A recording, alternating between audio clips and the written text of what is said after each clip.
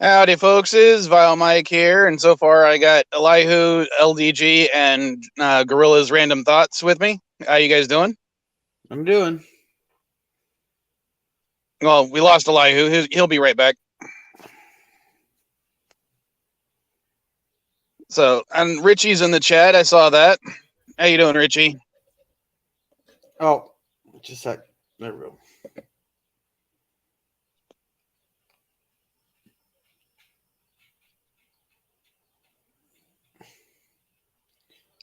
There, that got quiet.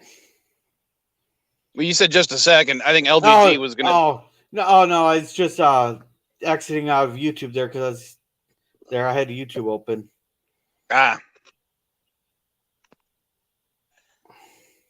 Well, I'm just peachy, Richie. It's great when I have to have those in-depth conversations with the kids about their worries.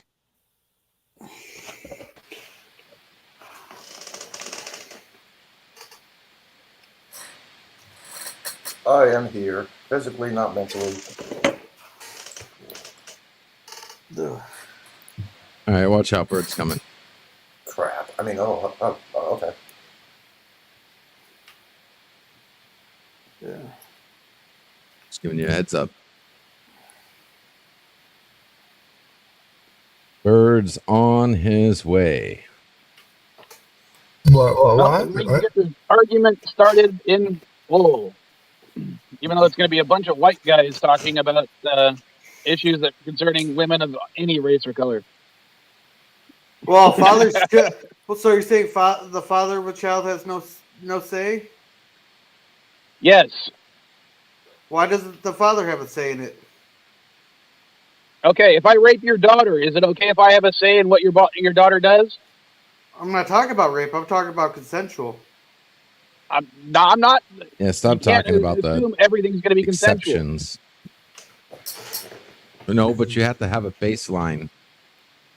Let's put it this way. Baseline is consensual. Okay, but how many abortions each year are caused by rape? Doesn't matter. Actually, I think it was Majority around is consensual. 1%. I think it was around 1%. Yeah, it doesn't matter because it's not the majority. It's not the majority. End of story. You know, that is not the... What does it matter? You don't go by the majority. You write exceptions for exceptions, but you write the law for the majority. Let me ask you a different question in a different way. How many women's lives are threatened if they don't get an abortion? Because of the mother's health. That's the question you should be asking. Medical necessity is provided in a lot of these bills. Except for the ones in Missouri, Nebraska, Texas, West Virginia, Virginia. Basically, even if it will result in the death of the mother, they still won't do it now. That was implemented Friday. That is the problem with those states, but has nothing to do with the matter at hand. Okay. But What about what I was talking with Jordan with this earlier. What about the framework that Clarence Thomas put in his confirmation about the none of that matters. None of that laying down the matter. let me finish, Bird. Laying down the groundwork to make it a federal ban. So basically, if this is an argument over it should be left to the states, why was the framework included to make it a federal ban, taking it out of the states' rights? Basically ignoring the 10th Amendment. And the 14th. Yeah, 14th, sorry. Well, this administration has been ignoring a bunch of court rulings. So it's not the administration, it's the courts. There is no private... No, it's the courts. Okay to speak. Yeah. Yes, not the administration. It's the court system. I mean, yeah, but if this was an issue, hold on. If this was an issue over states' rights, why would they lay down the framework to make it a federal ban? One justice did that. One justice signed by 6 others. The other 8 did not. One justice signed by 6 others. So 6 out of 9 agreed with it. If they disagreed with Judge Thomas's decision, they would have said no. But they actually agree with him and side onto it. They would have signed the dissent by shoot, what's her name? Or what's his name? I can't remember his name. Gorsuch. Thank you. They didn't dissent with the whole opinion. They dissented with the whole opinion. I'm talking about. But the other Thomas's justices interpretation of the didn't. opinion. The other justices didn't. They signed it saying they agree with Clarence Thomas. I mean, how much more clear do you get? Here's the thing. I agree. It should be a woman's You agree that right. it should be a federal ban? No, I agree. It should be a woman's right. Now, just tell me, just define me what a woman is. Oh. No. I'm saying 2 weeks ago, I couldn't get a Democrat to tell me what a woman is. What is a now man? It's got to be a woman's right. What is a man? Okay, are you talking about woman the gender or woman the sex? I'm talking just to define me what a woman is, and they couldn't fucking do it. Define what a man is, Bird. A man is a fucking man. Okay, define what a man is. If nobody can define what a woman is, define what a man is. Doesn't matter what you're, there's no I in gender. Okay, define what a woman is. Penis and testicles and produces sperm. Okay. Generally. So if someone, Bird, I was actually having this conversation with someone on Twitter and they refused to answer the question. Well, you had an idiot. I don't know. Hold on. If someone has XY chromosomes but XX chromosomes but has a penis and vagina, does that make them a man? If they have a penis that grew naturally, then they can call themselves a man. Even if genetically speaking they're female. If they grew a penis, they can call themselves a man. Without, And Germ, I would definitely go back and read Clarence Thomas's confirmation opinion piece about it because he pretty much laid down the groundwork for a federal ban.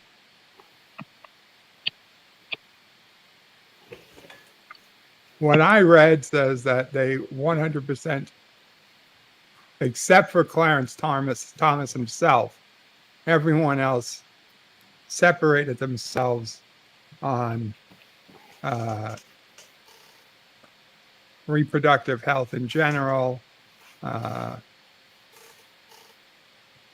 plan B, and stuff like that.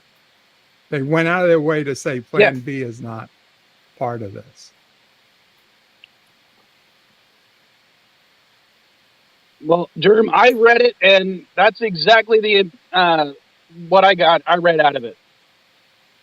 And not to mention the whole fact that he also includes in there trying to get rid of Bergefeld and a lot of other cases that were considered settled law, including, the right to treat people or the right that based on race, gay marriage, trans rights. I mean, everything's going to be fucked up now. Nothing is effed up now, right now. Yeah, he said that he would be happy to see those things come back to the court, but none of it Darren, if chromosomes are the determining factor, there are approximately 1 in every 20,000 births is a intersexed individual having some sort of chromosomal issue regarding XY, XX, XXY, I don't think that's that high. Darren, nobody can see your chromosomes. So, you would have no way of knowing what somebody's chromosomes were if nobody's going to go out and do a chromosome test. If you're going to look at a person, you're going to see, basically, are they going to a men's prison or a woman's prison? That if you were arrested right now, in pretty much, even in New York City, as liberal as we are, you're not going to say, I want to go to a woman's prison after they do the body inspection. That's really the test right there. Okay, you know, there's your test. Will the police send you to a woman's prison? Yes or no? If the police are going to send you to a woman's prison, fine, you're a woman. If they're going to send you to a men's prison, you're a man. Maybe the whole idea of sending people to prison based on gender is a messed up concept to begin with. It might be, but it's still, they're not going to send a man to a woman's prison. Yeah, how's that messed Because up? it'd just be infinite Hold on, babies. Darren actually makes a good point here about that. And I completely agree with that. Most people who want an abortion have XX chromosomes. I mean, that is just a plain factual statement, and I can't disagree with it. I wonder if XXY can even have a baby. It is XXY is rare because usually it's more of an issue of them creating viable sperm, but it is possible. Okay, but and then let's also, if you want to go that far, Bird, if it's the Y chromosome in your opinion that determines gender, the Y chromosome. I just said it wasn't. I literally said, to me, it's not the Y chromosome. It's the genitalia. Literally, if they would grow a penis, if the police would say you're going to a men's prison, that would be it. You know, I wonder how many people actually went down to Venice Beach, Muscle Beach, and made that statement, because some of those people who are so-called look like men actually have vaginas. Yeah. Well, if they have a vagina and they don't have a penis, they're going to a woman's prison. They're not going to send somebody with a vagina to a men's prison.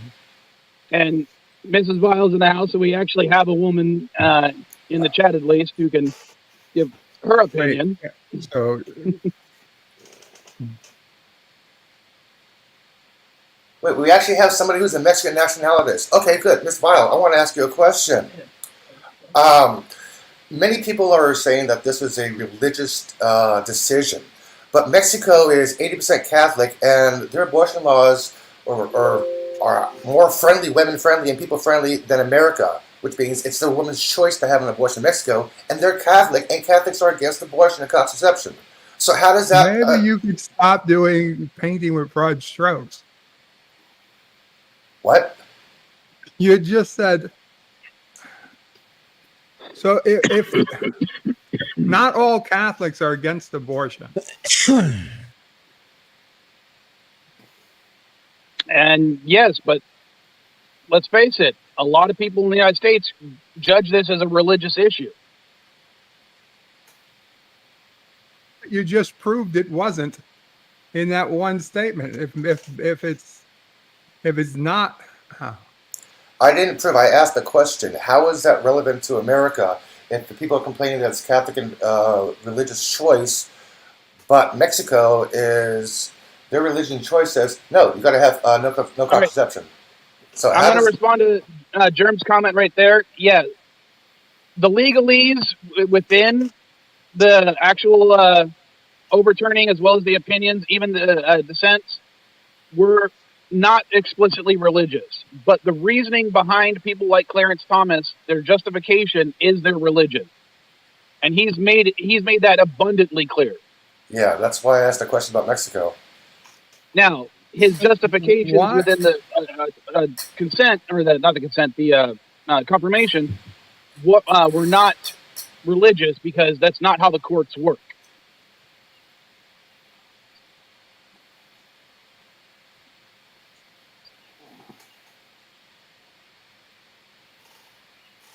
But if we want to keep religious protections involved in this, what do you guys think about the whole thing in Florida about the Jewish synagogue suing, saying that abortion is a religious right in their culture?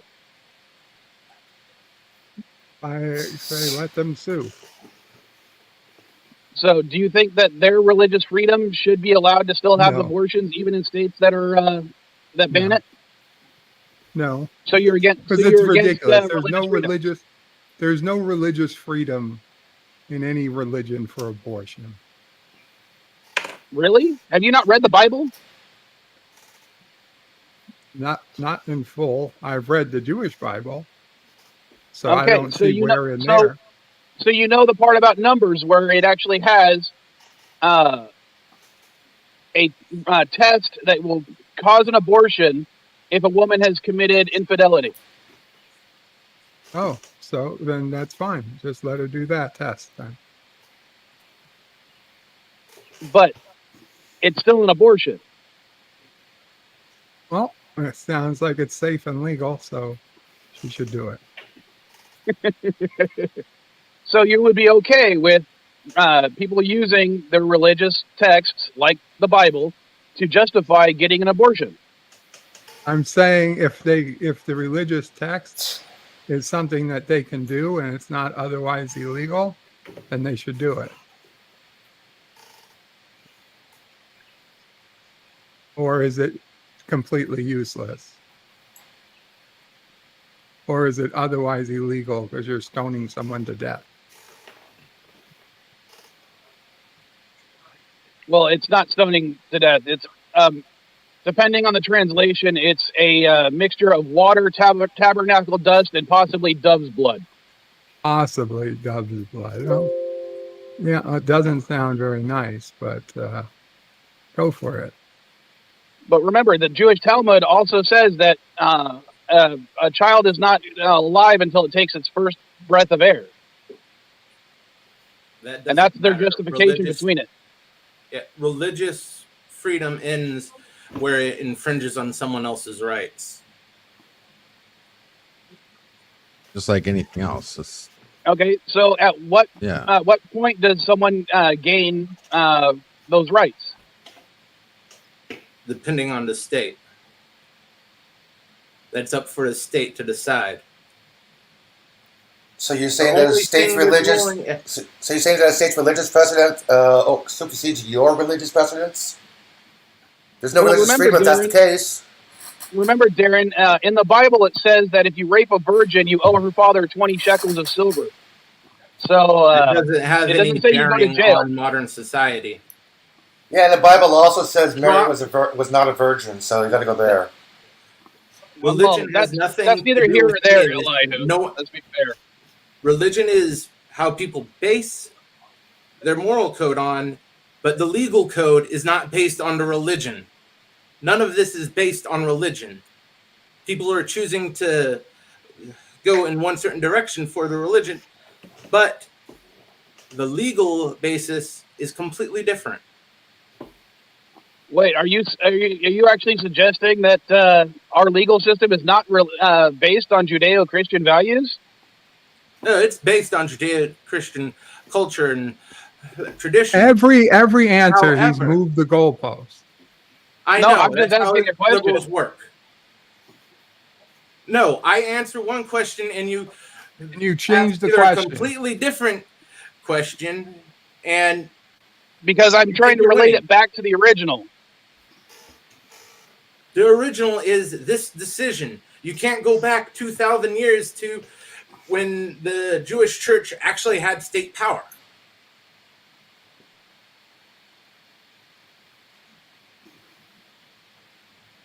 You're dealing in modern times, not ancient history. Yeah, and in modern times, it is more important to have control over your fucking body. That's my statement. But it's not their body. It is a unique. Yes, it is. That's the problem. DNA. It's not your body. It is your body. Your body stops. But you're terminating you're terminating unique DNA. You decided. It doesn't matter. You decided. Does it not matter? Not have control over someone else's body, regardless. You had control. You had control. You chose to have. No, you don't. They had control up to the moment of Hold on, LDG. Does a woman have control over when she releases an egg? No, she already set that control. Okay, Violet, let me ask you this question. A long time ago. Okay, Violet, let me ask you a question. Does a woman have control to use birth control? Does she have control to have a IUD or whatever it's called? I would say, does she, Jordan? I would say, does she anymore? Yeah, she has legally, there is no in any freaking way, shape, or form any limitation on birth control for condoms, the pill. You just need the prescription. That's right. Yeah, that too. So basically, That's you guys controlling your eggs. And you can choose you not want to have sex. you want to argue that every time someone has sex, they need to have the risk of having a child. Yes. Yes. That's simply the way the human body freaking works. I read No, it. because we are intelligent. I would like to take We are non-self intelligent genocide creatures. We for should be able to 5,000, decide when please. and where we have kids. Period. Yeah, you know, and you should. If you're When and where you have intelligent, sex. it's really not that hard. Yeah, come on now. This is shit you'd be telling a 2-year-old, not 2-year-old, but like come on. 12-year-old. You choose to have sex. You're acting like sex is an involuntary act. You're Humans are literally logical okay. creatures. We are meant to control our base instincts. You're playing with a feature that you've been given to generate a new life. That's the weapon that you hold. It shouldn't Our matter. species wouldn't exist. We are an intelligent creature. We should be able to have the choice in that matter. And you do. Yeah. Without No, you knowing. don't You do anymore. already. It's called. Yes, you do. Yes, you do. You're talking about after. See, you're never See, gonna even get today, vile listen, because if you and Mrs. Vile go out tonight and you have a really passionate time and you know you weren't expecting to, but whatever, you guys go at it like bunnies. Tomorrow, I don't know if they have it in Mexico, but if she lived in the United States, you could go get Plan B and it wouldn't be an issue. Nope. You don't have to wait 6 weeks. Actually, you can't get Plan B anymore because that's lost for No, good. you can Mike, get this Plan is- B. You absolutely can. Hold on a second. yeah. I checked on that. I checked on that first thing I heard. Yeah. Vile, you're treating this like think of it like my Matrix Plan B is 4, right? still available in Texas. It's you're looking still for a available refund. across the country. After you go to the movies, you know what I mean? Right. Y- So y- I don't it understand doesn't work why that way. abortions even exist anymore with Plan B. Exactly. Well, let's put it this way. Why does, since you asked that question, we'll ask it, why does abortion still exist? For medical My Because guess is technology because has of pushing of Planned Technology- Parenthood and other things that they push people to get abortion. Planned Parenthood is called planned, Actually- not preventive parenthood. They only do about 12% abortions. The rest is health care. Yeah. Most of what Planned Parenthood does is actually teach contraceptive use, perform Well, cervical then they need to screenings do a for better cancer. job. Well, unfortunately, Okay, so- there's a lot of people in this country who want to defund Planned Parenthood just because of one thing they do instead of everything they do. Yeah, ban your Let's local go- hospital. Your doctor does Hold abortions on. at They hospitals. didn't want to It's- defund Planned Hold on, Parenthood. and let's also talk about the fact that the states that are most against abortion and the areas of this country that are most against abortion are also against teaching safe sex in schools or teaching their children anything about safe sex. Why? Because they have different reasons. Because they Some of them don't want want, to teach because themselves. sex is gross to them and they don't want their children learning Hey, about that stuff. Mike, that's No, not true. I'm in a deep red That's not area true. here, and they taught us safe sex at school. How much Yeah. abstinence-only education is there in this country? Nobody's It saying is abstinence only. Exactly. Yeah, it's not like that. I wouldn't want my school teaching my kids sex before I teach them about it. That's my big problem. Second, I went to school Okay, too. LDG, I when had did you sex first ed. have They sex? taught me. What does this have to do with anything? I'm curious. He's When gonna did you come learn out and about? saying he When had did you sex learn at, like, about? 9 When years did you old learn or about something. safe sex? So And when did you first have any sex? age you choose is going to be too late. When I first learned about it, I was like 6 in my father's basement. Okay, that came out weird. But You know, we're clipping that, It's LDG. primarily for the Because- parents. That's what the conservative states mostly go with. It's But the domain problem- of the let's put it parents this way. to do that. Let's put it this way: the average American is fucking stupid. We all know this. Well, in some areas, yeah. dude, everyone's stupid. I- It's not the I- average. It's I everyone. grew up- Elon Musk is stupid, Hold on. for God's sakes. I grew up personally. Granted, I grew up in California, but my family on my mom's side was incredibly religious. They did not teach their children about sex at all, including me. You were the Do you know extreme what age? minority. I then. lost. Hold on. I lost my virginity at age 12. Before we had sex ed in school, meaning I did not know about safe sex. I don't think this. I could have become a father at age 12. Do any of you think that a 12-year-old Bio Mike would have been a good father? No. A 32-year-old Bob Mike is a bad idea for being a father. It's sort of iffy on that question between then and now. It is Actually, possible. Mike, shut up for a second. I want you to reissue that question. Not a man, a girl. What about a girl getting pregnant at 12? Okay? How about the girl having sex? Not just the boy's perspective. How about talk about it from the girl's perspective? Do Yeah. we have a definition on a girl yet? Yeah, the only reason I said it Do we from know my what a perspective is? Elihu, is because it is my perspective. So, yeah. Yeah, I know, but everybody's talking about, the boy's decision. Yeah, but what about the woman's decision? So a 12-year-old girl does not know anything about sexual education, doesn't know about safe sex, has sex with her boyfriend or somebody else, and she gets pregnant. Oh, no! It should have been the parents' responsibility. Now she has to go through a birth. It's like a tweet I read. A man, a father can have sex with his 12-year-old daughter, and she'd be forced to give birth to her sister. This is the way the law is set. No. No.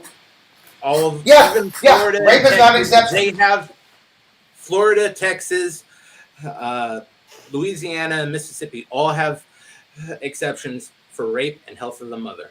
Those are how many states out of 50 you said? One, not every state has those exceptions. Two, Exactly. it could easily become a federal law that does not have those exceptions.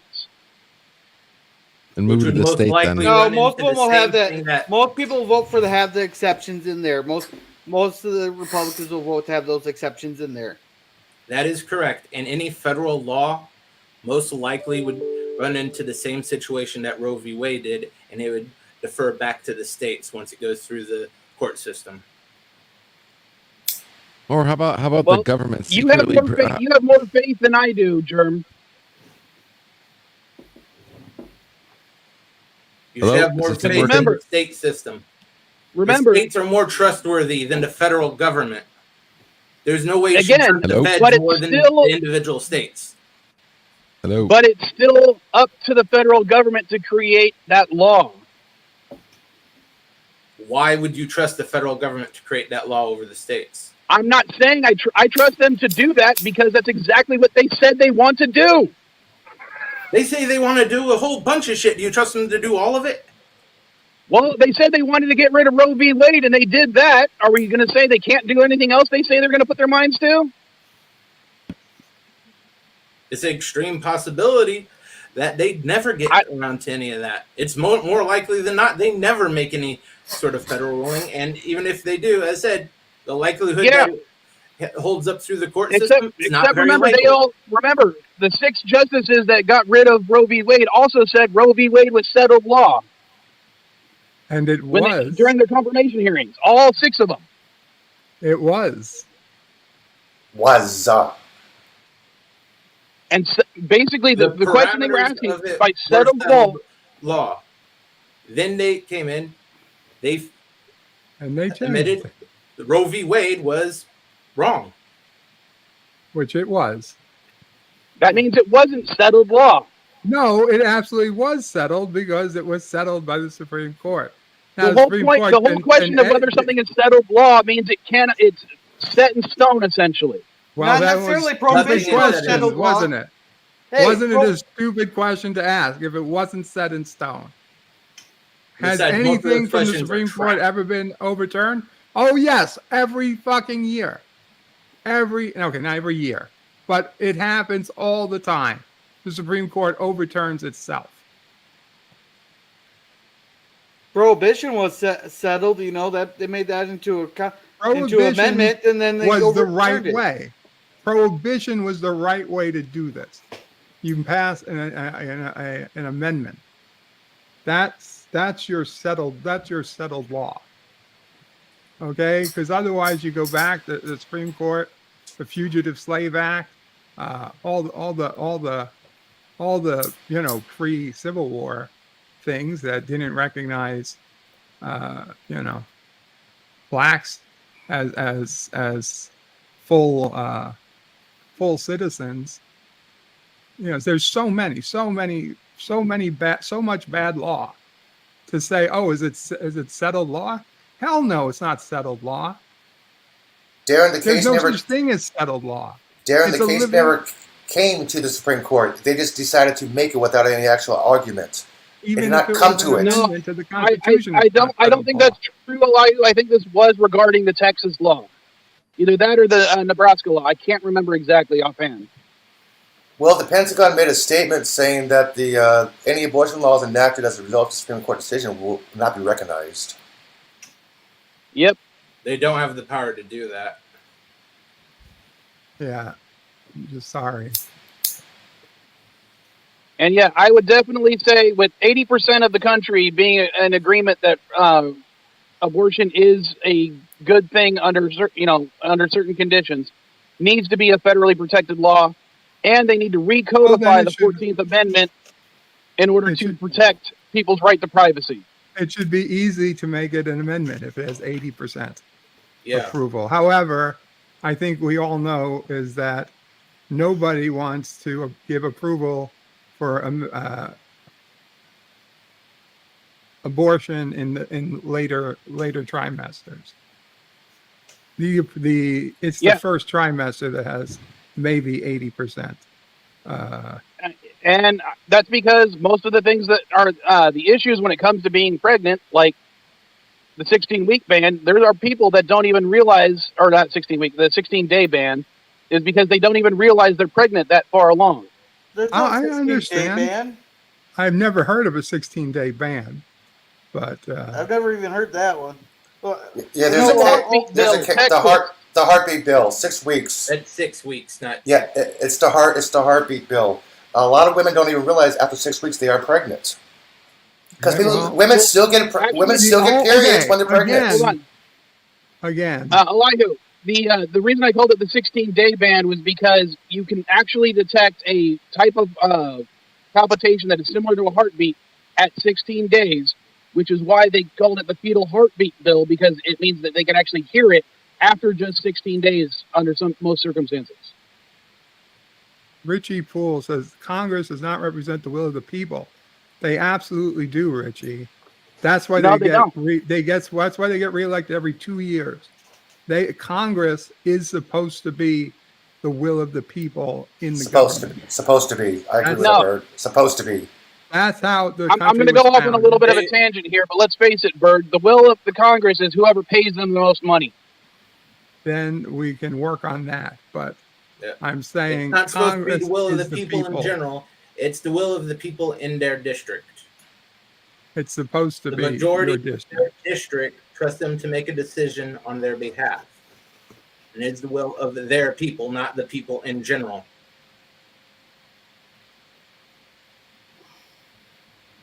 And I'd say that is correct in theory. They're supposed to represent their people. I was going to bring that up, Richie, but I decided not to. But you kind of hit the nail on the head. And gerrymandering got overturned. Actually, even in New York here. It didn't work in San Francisco. Our districts got gerrymandered by the Democrats, and that got overturned just recently. And understand, New York is a totally Democrat-run state. Democrats in the assembly, Democrats in the governor, Democrats as the mayors, Democrats even the courts. You have to be a Republican or a Democrat, and they're Democrats. And the Supreme Court of New York State said, "Wow, this was so bad, this gerrymandering, that we have to overturn it." I would say that any party that gets to draw their own lines, gerrymandering is wrong. Darren, that law may be people going to other states may help some people medically, but also some states are passing laws that saying if you go out of state to get an abortion, you're breaking the law. Well, then they can stay here. Also, I would also ask Darren, how do you expect a 12-year-old to travel across state lines if they get pregnant? Well, 12-year-olds should be In the should case be of a having sex. 12-year-old, that would fall under the. I was a 12-year-old having sex, Jordan, Yeah, that's your decision. Yeah, I and would in give that you an case, but I wasn't smart If you enough were to a make day the decision older because than I her, didn't know the consequences. yeah, but in that situation, it's still sexual assault. It's The way the entirely law is set possible. up, it's still sexual assault. So if two 12-year-olds decide to have sex because they think all they know is it feels good, they should be required to have a child. That's what the parents and It would be. the kid It'd in my still class fall did. under the rape exception. If you're a day older than her, you'd be guilty of sexual assault in your state. Why does it have to be the man who has to be older than her? What if it's a 13-year-old girl and a 12-year-old boy?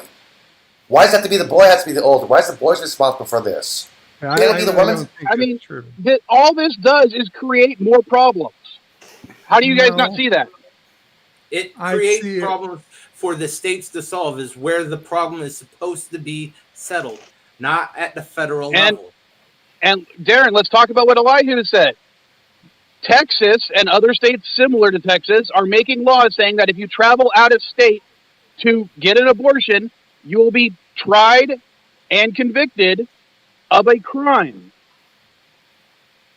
So now you have what are you going to do?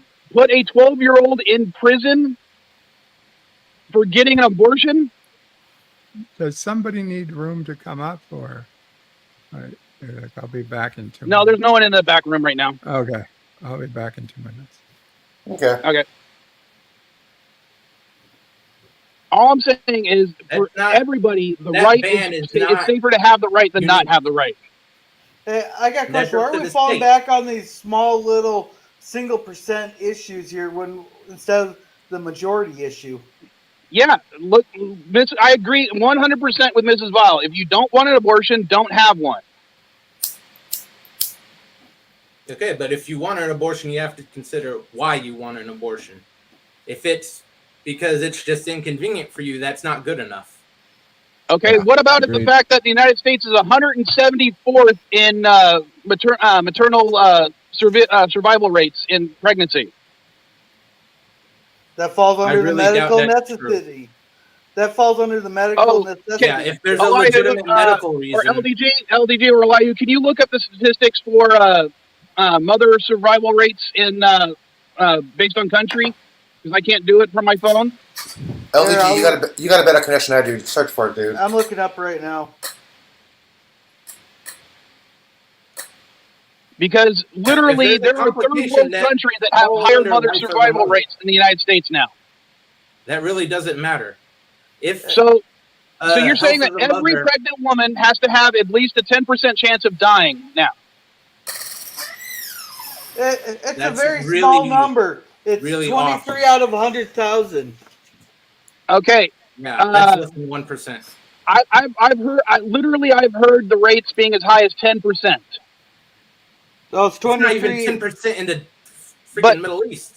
According to the Okay, CDC, it's 23.8 deaths per 100,000. That's according to the CDC.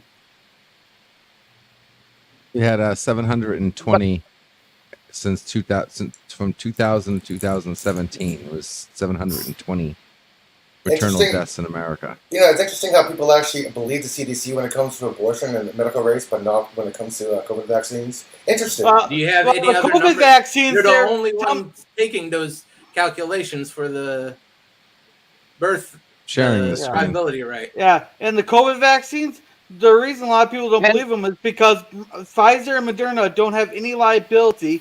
And second of all, they said, oh, we get 75 years to release any data that they have. That's a bunch of bullshit.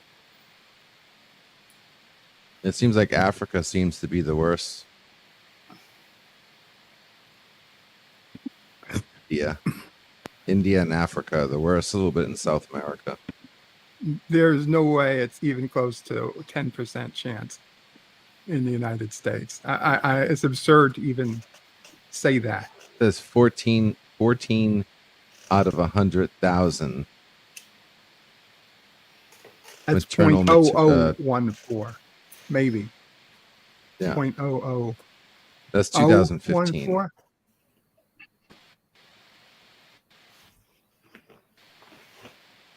Well, so far on the panel and in the chat, we've had one woman put her opinion in, who's not even an American, and you only have one woman watching. At least one that's posted in the chat. And 99 she times out of 100, she's the 100% only agrees woman with me. watching. She's your wife.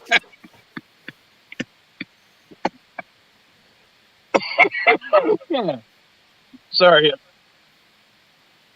And Yes, to get it's true. the Yeah. fact that 29 out of every 100,000, that is 0.029%.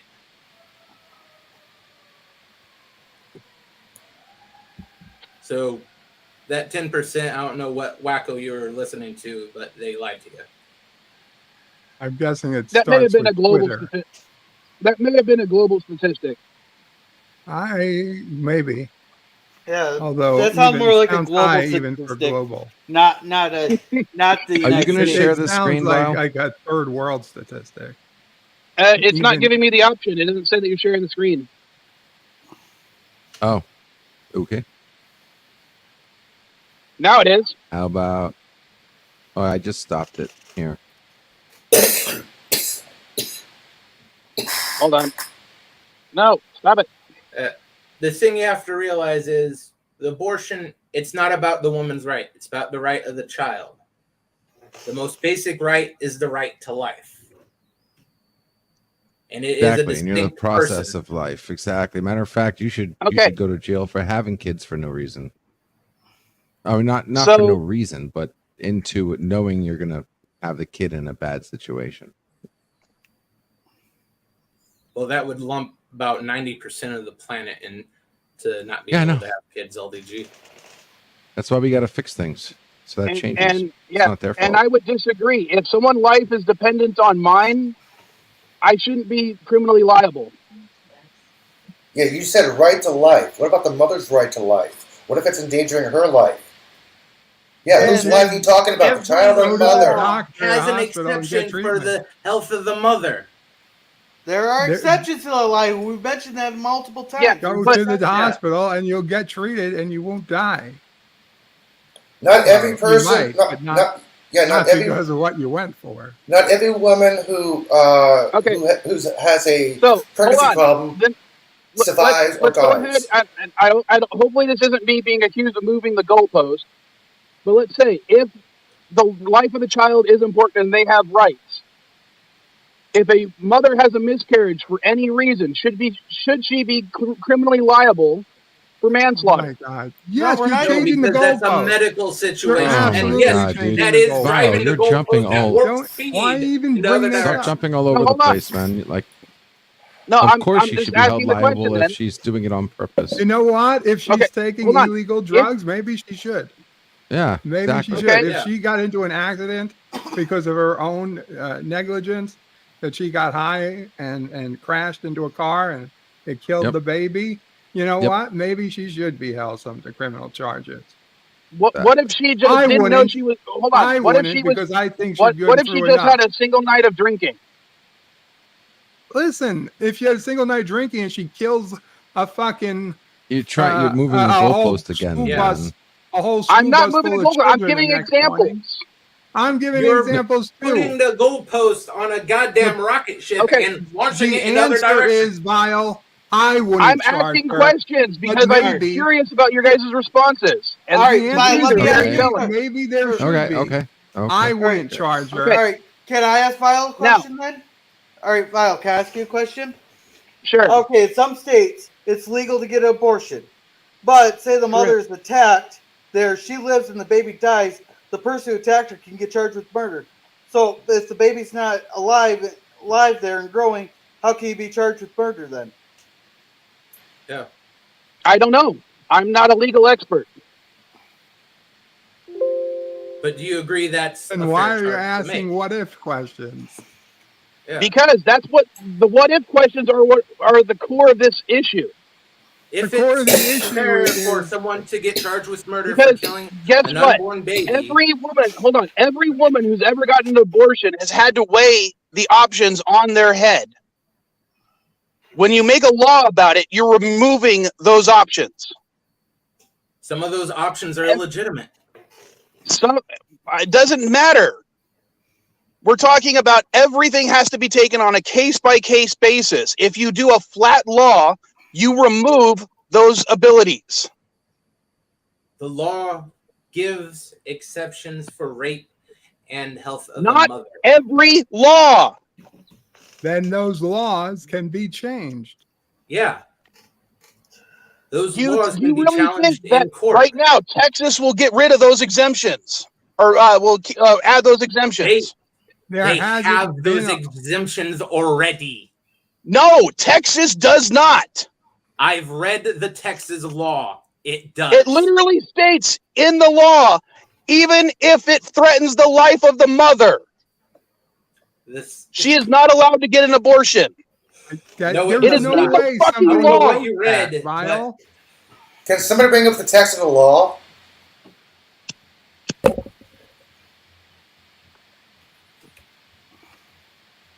I am searching. Thank you. Look at clarification here. Instead of hearsay, how about we actually look at the text of the law? Well, look at the one that was implemented on, what is it? It's June 26th, so June 24th.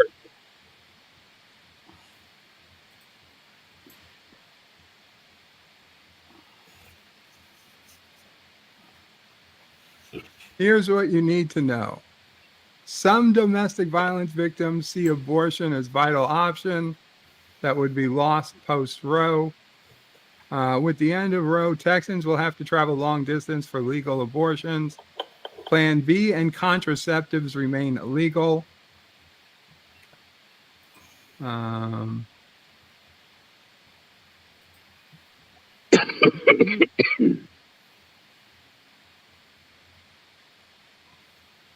Some women's health care providers worry that an abortion ban will hurt maternal care.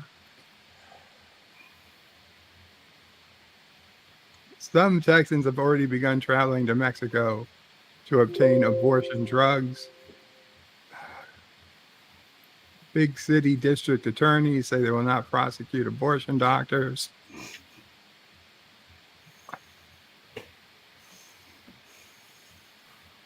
Tens of thousands of people got abortions in Texas each year.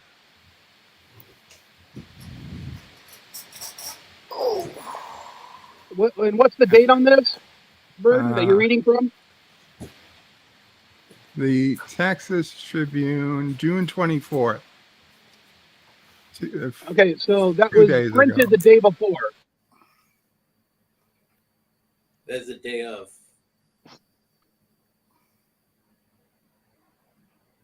So we need more women to put their opinions on here.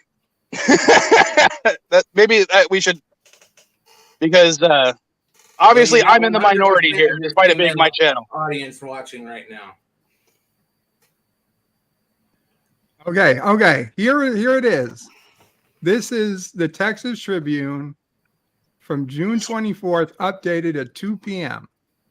Okay. It says last year, the legislature passed a so-called trigger law that would go into effect 30 days after the Supreme Court overturns Roe v. Wade, making the performing of abortion a felony.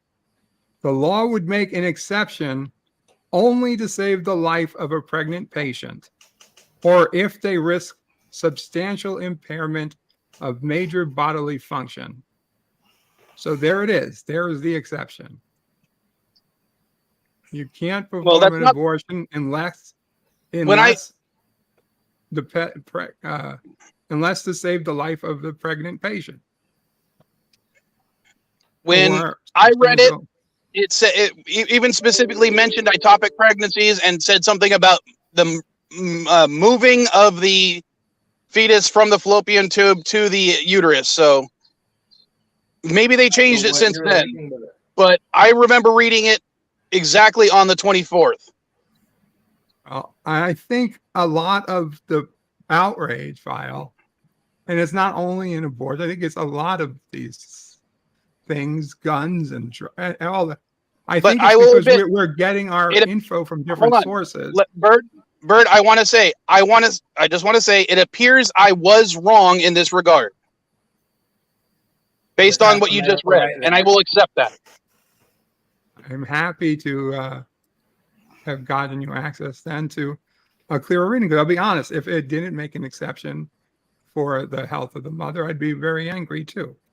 Because nobody wants, listen, I don't think any of us want people to be hurt or killed or in any way.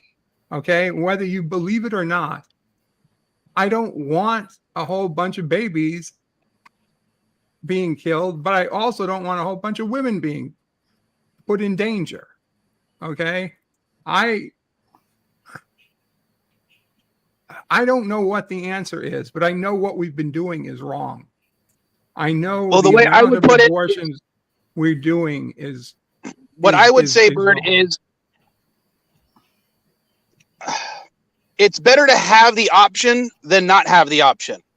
Even if the option is not something is the lesser of two evils. All right. Hey, I would have agreed with that. To make it like gun control. The huge number of abortions actually being performed. But that said, this is like the lowest one in my worries. I would be happy to have kept the Mrs. same Vile law. is 100% correct. Pro-choice is not pro-abortion. I am personally not pro-abortion. I am pro-choice. I don't think, and me and Mrs. Vile have had this conversation, we don't think that abortion is a viable alternative to other safe-sex protocols. It should not be used as a method of not having kids. Yeah. It should not be a method of having once we have the technology to like install a switch on people and just turn off their organs, we'll be fine. So this will all blow over. All right, Val, can I ask you a question? Say there was a law that gave medical exceptions and exceptions to rape and incest there, and the mother is perfectly healthy, the baby's perfectly healthy, and say she's 18 and all that. Would you support an abortion ban then? No, because of the things I can't think of that might lead to her needing to have an abortion. Like what? I don't know. That's why I don't want to limit it. Aliens landing, I suppose. See, if you don't put it in, then if aliens impregnate a woman, you can't. And we have another woman in the chat, at least. We did, Yvette. And by the way, you were just a little late. And sorry, happy belated birthday. I know it was last week. I wasn't feeling well, Yvette. Sorry. I don't understand why they always have to say rape and incest. Wouldn't incest already be rape? Yep. Yeah. Not necessarily, because it could be a willing incest. Well, then if it's willing, then why? Well, remember, it is completely legal for you to marry your cousin in some states. No, some states even allow you to marry your sister or brother. No, I don't think there's a single state that allows that. No. I seen a thing there where a person was marrying their brother or sister, and there's even one person who was in a relationship with their father. And I'm sorry this particular conversation will trigger you, Yvette. That's not my intention, and hopefully you forgive me. But as the topic of discussion everywhere I go, even here in Mexico, it's just something I do have to talk about. I'll be right back. I need to Geloja.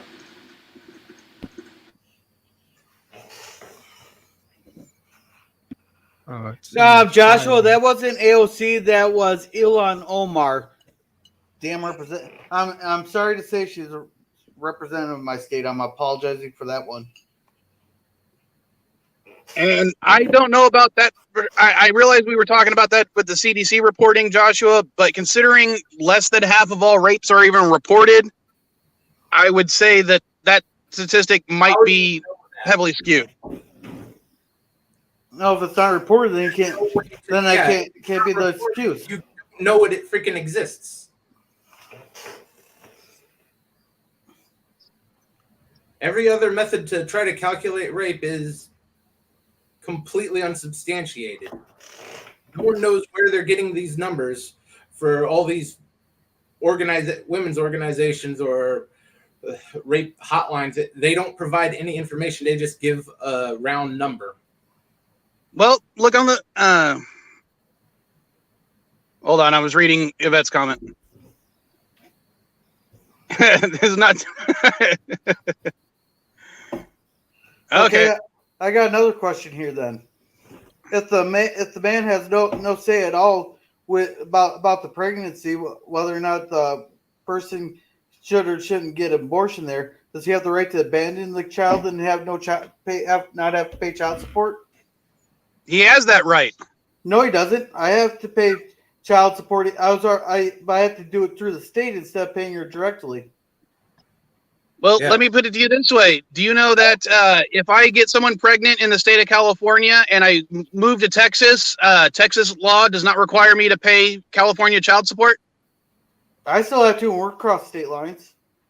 I'm just by law. It doesn't matter. I'm telling you right now, one of the options you have is to move to Texas, and you won't have to pay child support. So therefore, you are now settling that woman with a child without child support. You don't have to support it. You have that right.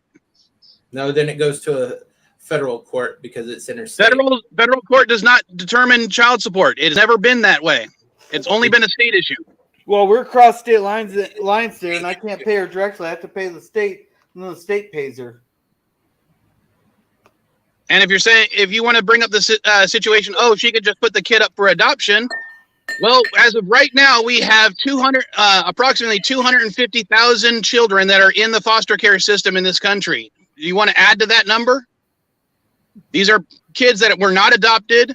These are kids that are either, for whatever reason, are not adopted. Mainly because it's almost impossible to get that stuff processed. Yeah, remember, a lot of the states that are want to ban abortion also want to ban certain groups of people from even adopting a child. Caroga will take these. Don't have an adoption problem. Orphans. Yeah, that sounds more like a government red tape than anything. Let's face it, most of the unadopted kids and the foster care problems, they're in the major cities, big blue areas. And Darren, yes, she would have to file in Texas, but as of right now, and I don't know if Texas has changed the law, but it was the law when me and not Mrs. Vile, Caddy's mom were going through our custody battle. At the time, if I had moved to Texas, she would have had to file in Texas in person, meaning that she would have had to travel to Texas. And not everyone has the money to travel to Texas and appear in court or hire an attorney in Texas. So again, all this does is punish poor people.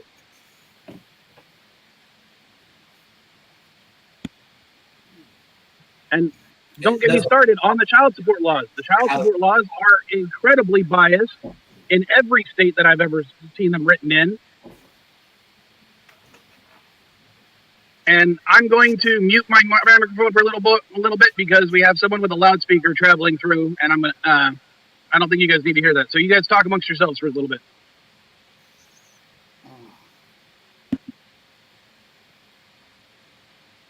This is all the more. Don't stick your in stupid and greedy, or whatever you want to call it, crazy mostly. Now it's good as adults who say, okay, we've learned that lesson. When we were 18 or 14 or 12,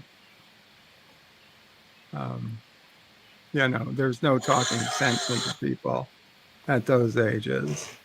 So that's why my mother and father beat it into me. Oh God, I want to. And Richie, Texas literally did a special thing just for California because they hate California so much. That's why I did that specific example, is because they wrote in a law saying that they won't abide by California child support laws. And all other states they said they would still abide by, but not California.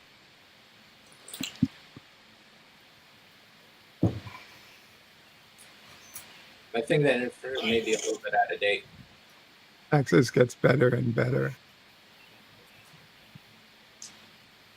Yeah. Placed on my list after they didn't put tax here.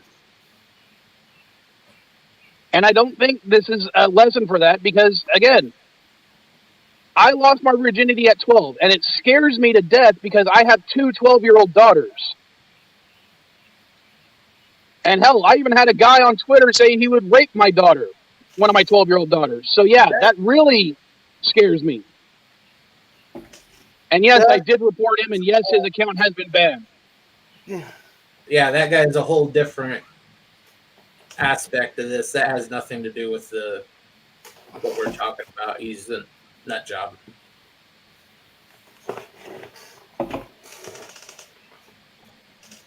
Yeah.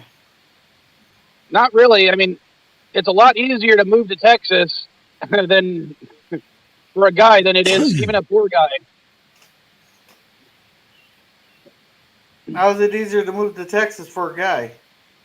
Because he's not the one who's pregnant. I know It's plenty of easier people. for a woman to get herself to Texas than a man, all things equal. All right, you're probably. I would say you're probably right there, Darren. Let's go ahead and ask the panel. How old were you guys when you lost your virginities? 18. Old enough. 19. I'll let you know when it happens.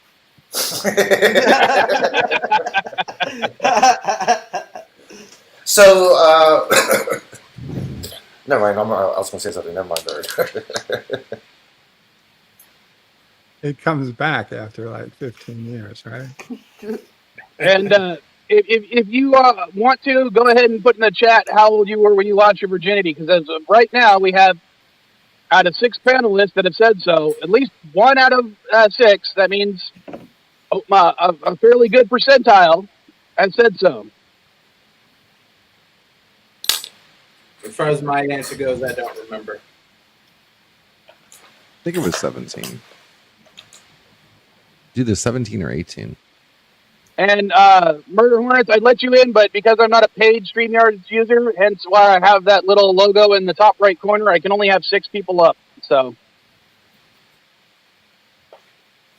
unless someone wants to bow out for a little bit, I can't bring you up. How long are you going to be on stream today, Mike? I'll drop off for a bit. If you're still on, I'll come back. I might go for 2.5 hours. It depends. Mrs. Vile does want to go get breakfast at some point. Okay, yeah, because I need to go to the Mission District and run to the dispensary real fast before the shutdown of the street fun parade. So if you want to come back up, Murder Hornets, I can bring you back up now since Bird left. And thank you, Bird. Despite our arguments today, he's still a friend of the channel. And if you're not subscribed, somehow subscribe to him. And I'm sure he'll be doing a Twilight Zone or something today. I believe 11:30.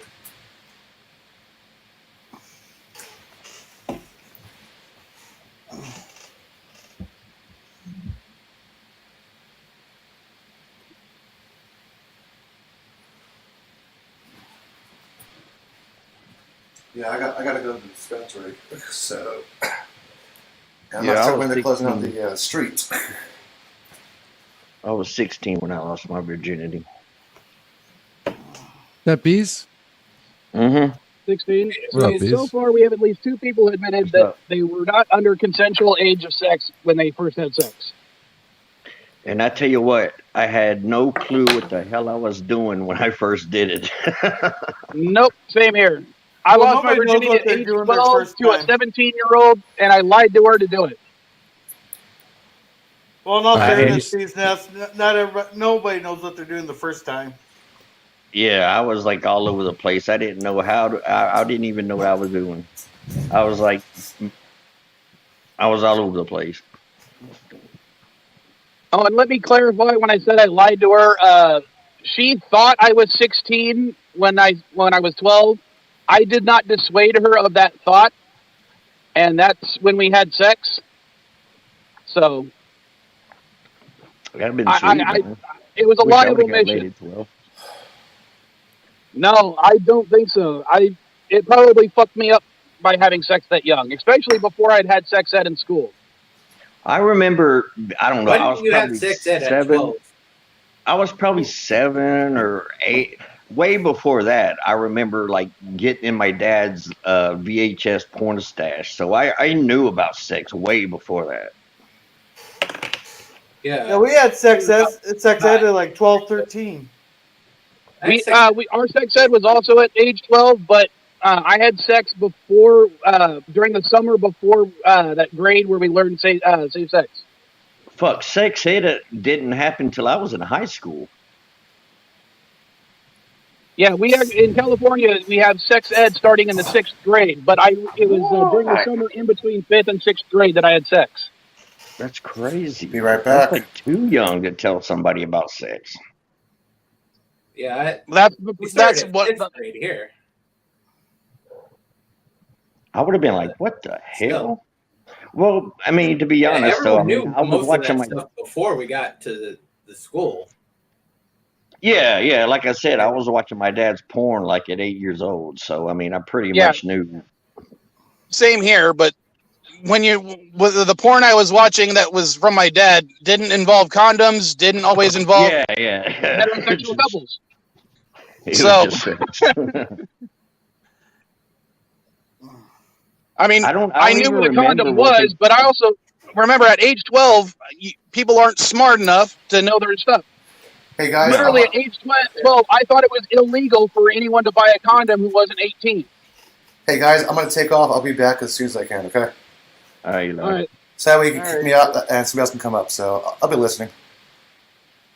So yeah, that was something that was definitely not taught beforehand. I didn't learn it from my parents. I didn't learn it from school. So I thought you had to be 18 to buy a condom. You know, Val. Now that I think about it, at that early age, I thought it would be illegal too if I tried to buy condoms.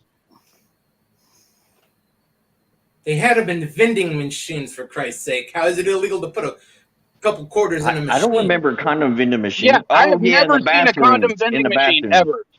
Where? In the bathrooms. I saw them in bathrooms. I've seen them at the gas station bathrooms where I get my cigarettes. Actually, at a young age, I did buy one. Everywhere. I have never seen that. I'm not saying you're wrong. I'm just saying from my experience, I've never seen that. I've seen them have Advil, but not. No, condoms. they used to have condom vending machines like if you're going on a road trip and you stop by a fucking truck stop, they got condoms in the bathroom. They had them like bars and bowling alleys. They had all kinds of shit. They had like lubrication. They had fucking like stay hard where you like rub it on there and makes your dick stay hard. They had all kinds of shit in the vending machine. All right. I just want to talk to what Richie just said, that they don't carry a condom in their wallet. They don't even have wallets at that age. I did have a wallet at that age, and that's how the girl I lost my virginity to learned how old I was, because what happened was she asked me for some money, and I handed her my wallet, and my 6th grade ID fell out. Wait. She asked you for some money? And I handed her my wallet. I maybe you do need charges filed against her. She was a prostitute. Yeah, this changes the whole. Yeah. No. This changes the whole thing. What I mean, this was not after sex. This was later on. I had a summer job at age 12. I got a call coming in. And I was making more money than she was, so she asked for some money because we were going to go get some food from Jack in the Box, and I handed her my wallet, and my ID fell out, and she realized, oh, you're in the 5th grade, and I was like, no, I'm in 6th grade now. Even back then, men were making more than women. A cold history of this country. That's true, Rich. No, that's when she dumped my ass because she realized how young I was. Well, can you blame her? You basically tricked her into committing a felony. Well, technically, I believe in the state of California, it would not have been illegal because she was only 17 at the time. But I don't know about California laws, but Minnesota law is 2 years age difference if you're under 18. Yeah, and I know in Washington, it's age of consent is 16 if it's within 5 years. Yeah, I'll see what our age of consent is. Yeah. Okay, Minnesota's 16. Jojo, I'm just gonna say, at age 12, kids are fucking stupid. Yeah, so she committed crime there, even though you lied to her. Well, as I said, technically, it was a lie of omission, but still. That's why at 12, that sort of stuff you don't teach them. You have it beat into them like it was for me. Very young age. You have it beat into them. It's you teach the idea of respect for yourself and others, and a sexual relationship is part of how you say stuff like that, but again, my parents, at least on one side of my family, they did not talk about that stuff at all. That's their failing. So they failed me, and I ended up having sex at age 12 because of it. How many parents in this country are in the same boat that I was in, or that they were in? I'm sorry. I'm sorry. Are you supposed to try to tell me that even if your parents did tell you that you would have said no? At age 12, who knows? Yeah, I know. I mean, I probably would have insisted on a condom. Vile. I'm usually one of the first people that call bullshit when I open my mouth, but you're not going to sit here and try to tell me that you would have said no to free sex at 12, no matter what you knew. No, but if I was taught that it was here not we illegal, go. Here we go. I might have bought Here we go. condoms. Here we go. Very simple. If you had to do it over again, would you? Oh, if I had to do it over again with what I know now, I would have waited. Yeah, I want a truth test on that. I'm 100% certain because I did not have sex again until I was 14. You waited a year and a half. Oh, so 2 years later, you're not helping your case. That's still a 2-year gap in sex. At 12, 14. Yeah, 14. That's 14 is still way And the next time too I young. had sex, it was with another 14-year-old that was on birth control, and we used a condom. well, at least you were a little bit smarter. Wow. But 2 years, that's quite a significantly smaller gap than most kids that age. Yes, it is.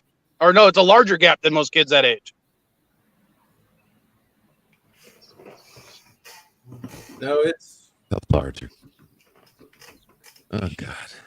Yes, Richie, but again, the whole issue with that statement you just said was proper parenting. And let's face it, there are not a lot of proper parenting going on in this country. a lot more than you think.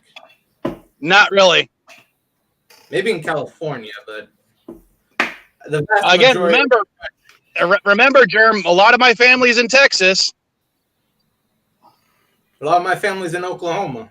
So what? Yeah. It's just as So here, Val, let me ask you a question. What if you had a platform where you could find new parents? Yeah. Yeah, hey, Val. Okay, are they big city? Are they in the city or are they out in the country? Which family, Texas or California? Texas. Oh, they're out in the country. Then your family's probably the exception on that one.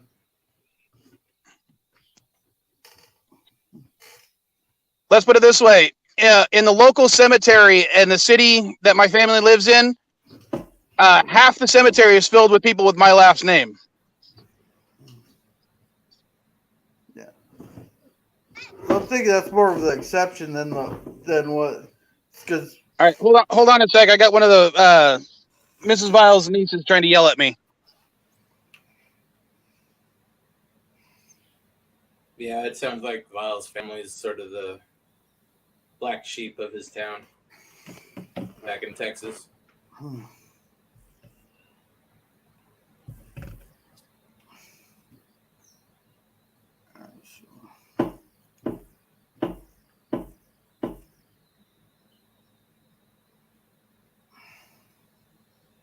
All right, since overall, wait here. I'm gonna find something to eat.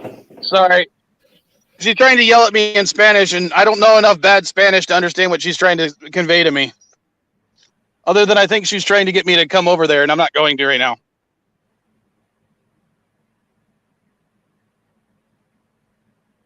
Well, Richie, I would not be surprised if there were some areas of my family tree that did not fork.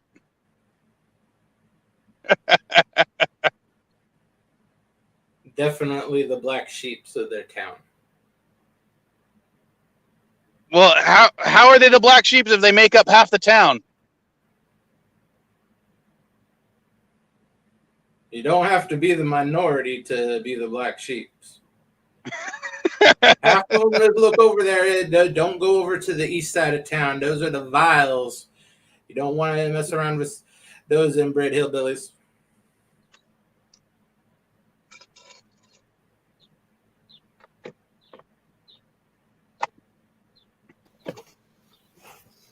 I'm surprised they weren't run out into Oklahoma. Actually, they fled Oklahoma. That's kind of funny you say that. A large portion of my family tree actually was in Oklahoma. They moved down into Texas after the Trail of Tears because they were forced to move from the East Coast to Oklahoma during the Trail of Tears. Okay. And we have the ego himself. How you doing? He's locked up over there. He's with the rest of the captives right now, sleeping. Actually, I'm so surprised. Well, since we were asking everybody in the chat and in the panel this question related to the whole SCOTUS thing, Chris, when did you lose your virginity? 4. Oh, I'm sorry. What? Playing golf. 15? Something like that, I think. How old? Yeah, I know that. Sorry, I didn't hear you. What'd you say? 14 or 15. I think it was 14, but I Okay, so now we have 3 it. people so far that were under the age of consent. You wanna so Google it? we'll just add that to the tally. Yeah, but she was too. 90% same here. 90% of sex is 2 people who are underage having it. I mean, not 90%, but you know what I mean. It's like there's a lot of that going on. I mean, so what does that have to do with the price of tea in China? Because we were talking about the whole abortion issue because of the SCOTUS and everything. Well, I think the whole thing's been overblown because the government shouldn't even make this decision. This shouldn't even be a government decision. This is going to lead to one thing and one thing only. A new case will come up, and instead of saying strictly abortion, and to everybody out there that thinks I'm not saying this, here's the deal. You can say you don't like, you can say this is the best day in the world that this happened. And the problem is this leads to more things like you being told that you have to take a vaccine. And that's where this comes down to. What's going to come down to it is there's going to be some court case somewhere where a smart group of lawyers comes together and designs a lawsuit that states that no state or government can dictate laws that dictate how a person does things to their own body. And that's what needs to be done. Because if you don't have a law like that, they can mandate you to get vaccines. And that's the thing. Everybody's like, well, it's my body. I don't have to take a shot. You're right. You don't. But a person doesn't have to be told they can't have an abortion. Now, whether or not the abortion is right or wrong, that's not what I'm going to get into. I don't believe in it. But I certainly am not going to tell a woman that she can or can't. And the fact that this even came down to this happening is going to lead to a lot more things that people don't want. This And is almost go ahead. Before the stream started, me and Jordan were even talking about the fact that one of the cases that was built upon Roe v. Wade was actually Arizona versus Miranda. And that's where we get our Miranda rights from. Yeah. Now that the part of the 14th Amendment that was interpreted originally via Roe v. Wade about your right to privacy has been revoked, it is now up to the states whether you now have the right to remain silent if you are pulled over by the police. In technicality, but that's where I said you're going to get a much broader. So this is going to have a lot more consequences than just this case. It's not going to be just about abortion. Only if they choose to do it. This is the only reason why they wanted this. Why Mississippi wanted this was to take abortion off the books. But the problem do you think that a state like Mississippi is going to not take advantage of saying, "Oh, now we're going to get rid of the right to remain silent"? Well, I don't know if they'll do that or not. I don't think they will. I don't think any state will do that. I don't know. Roe v. Wade wasn't the only thing holding up the right to. And the thing is it's not just that. There's another it's case. The fact that they're not going to do that because that's not what they were trying to attack. They took one portion. I know, of this, and that's what they thought. But the unintended consequences is what I'm worried about. I'm not. And No. I'm totally. That's what I'm saying here. Is that this is going to lead down. This leads down the fact that if you don't want to take a shot right now, you didn't have to. This opens up a door where, okay, let's be honest, only conservative states or only majorly conservative states have already announced that they're going to ban abortions. But California, Nevada, and a few others, Illinois, I think, maybe, a few other states have said they're going to keep it. What that means is in states like California, Nevada, Illinois, and more left-leaning states, they are more than likely going to make a law that states you're going to have to get a vaccine if we tell you to. But that's what people don't understand. Again, government isn't so much yes or no's, blacks and whites. It's reading the fine print. And if you don't understand what's going on, because Roe versus Wade wasn't only really about abortion. It was a right for the woman to choose what she wanted to do. Technically, the argument was the right to the right to privacy via the 14th Amendment. That's still, I have a right to what I want to do to my body without answering to the government or anybody else.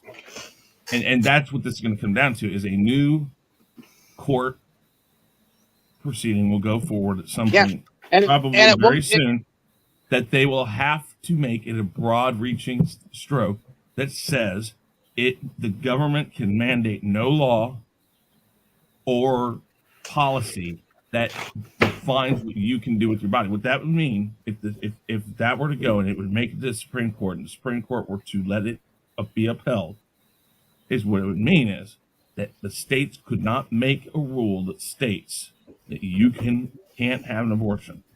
Now, they don't have to fund anything that allows abortion. They don't have to do anything like that. That wouldn't mean that. What it means is that they can't say you can or cannot have one within the state. And the same thing with vaccines, same thing with Scientologists who don't want medical treatment. That's what this comes down to, is your right to say yes or no to anything that happens with your body. And I would agree. That's what they have to come up with, is something that doesn't focus on one thing. It just says, listen, I have the right that my personal being belongs to me. If I wish to stab myself with 1,000 knives, so be it. That's what I should be given the right to do. Technically, you don't, only because there are laws against suicide. Okay. Yes, because that's more like a murder. I didn't say murder myself. I just said stab myself. I mean, however I do it in places that I'm not going to kill myself. And I'm just saying, everybody has the right to kill somebody. You have the right to do that. The law says that if you do it, we're going to come after you and you're going to be held accountable for it. That's the thing people don't understand. Laws don't tell you can't. They just say, if you do, there's a consequence. Again, that goes into the gun rights side of things. Just because you take all the guns from Americans, if you were to do that, if you were to take every gun away from Americans, that does not mean there's not guns on the streets, because the people who don't give a shit, who don't care about what a law says, and it's the same thing with Roe versus Wade, even though it's overturned. Don't think for 1 minute now that in your state, if your state bans it, that abortions aren't going to happen. Now, they're absolutely right. You're going to see more Not at the same rate. abortions. Oh, don't think that. Oh, germ. Don't think that. Listen, the thing is they most of that coat hanger on abortion shit that they said in the Roe v. Wade cases was I guarantee you, coat hanger sales in in states that ban abortion are going to skyrocket.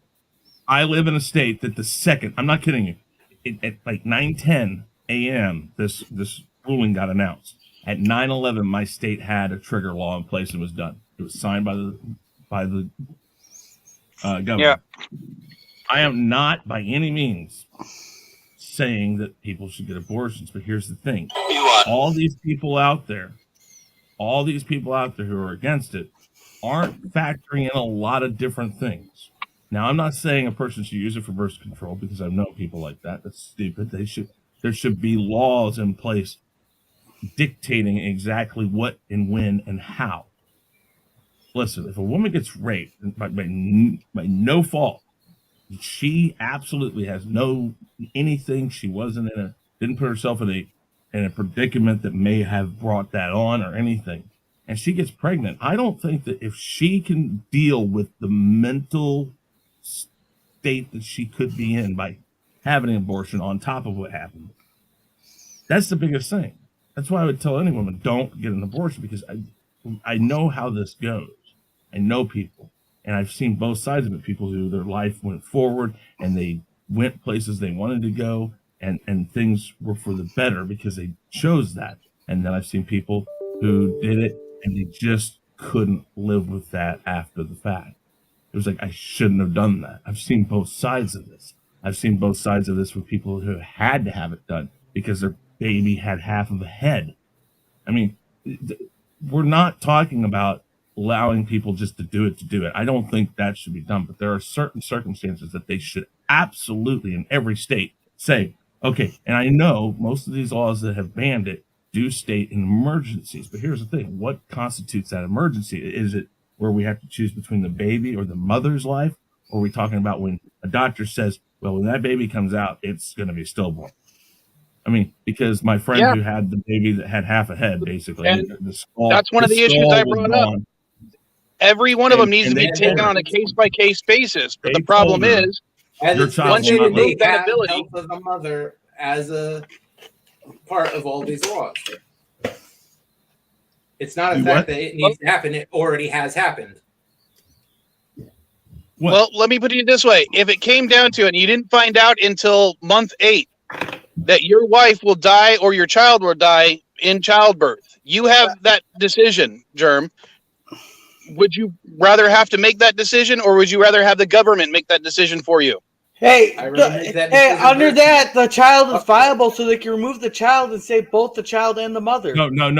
There are situations that they flat out have told people it's one or the other because the mothers they've been told. That's between the mother. That's between the pregnant woman and her partner. That's between the two of them to decide. That is a government decision. That is the doctor's decision if they believe it's a life-threatening thing. Even if they tell you it's life-threatening, that doesn't mean that the state would deem it life-threatening. If the doctor says it's life-threatening, even if that 99 times out of 100, the state. You're allowing the state to decide if they believe it's life-threatening or not. Any case that would be brought in an extreme, unlikely situation, somebody's got to decide. This is like when 9/11 happened and we signed the Homeland Security Act. And the Homeland Security Act. Sorry, I'm gonna interrupt you for a second here, Chris. Sorry, Caddy's in the chat. Everybody say hey to Caddy. We finally have another female, but of course she's related to me. She'll probably agree with me. So a lot of things happen with the Homeland Security Act, and it's been amended over time to take some of these issues out. But at one point, when it first got put up, they had the right to enter a house only on speculation that you had something to do with terrorism. They didn't have to have concrete proof. Your neighbor could have said, I think he's a terrorist, and they could, without provocation, walk right through your door and well, unfortunately, Chris, under the Patriot Act, that actually was considered to get a warrant, and it would be an emergency warrant signed by a judge. They would have judges on hand to sign that kind of stuff.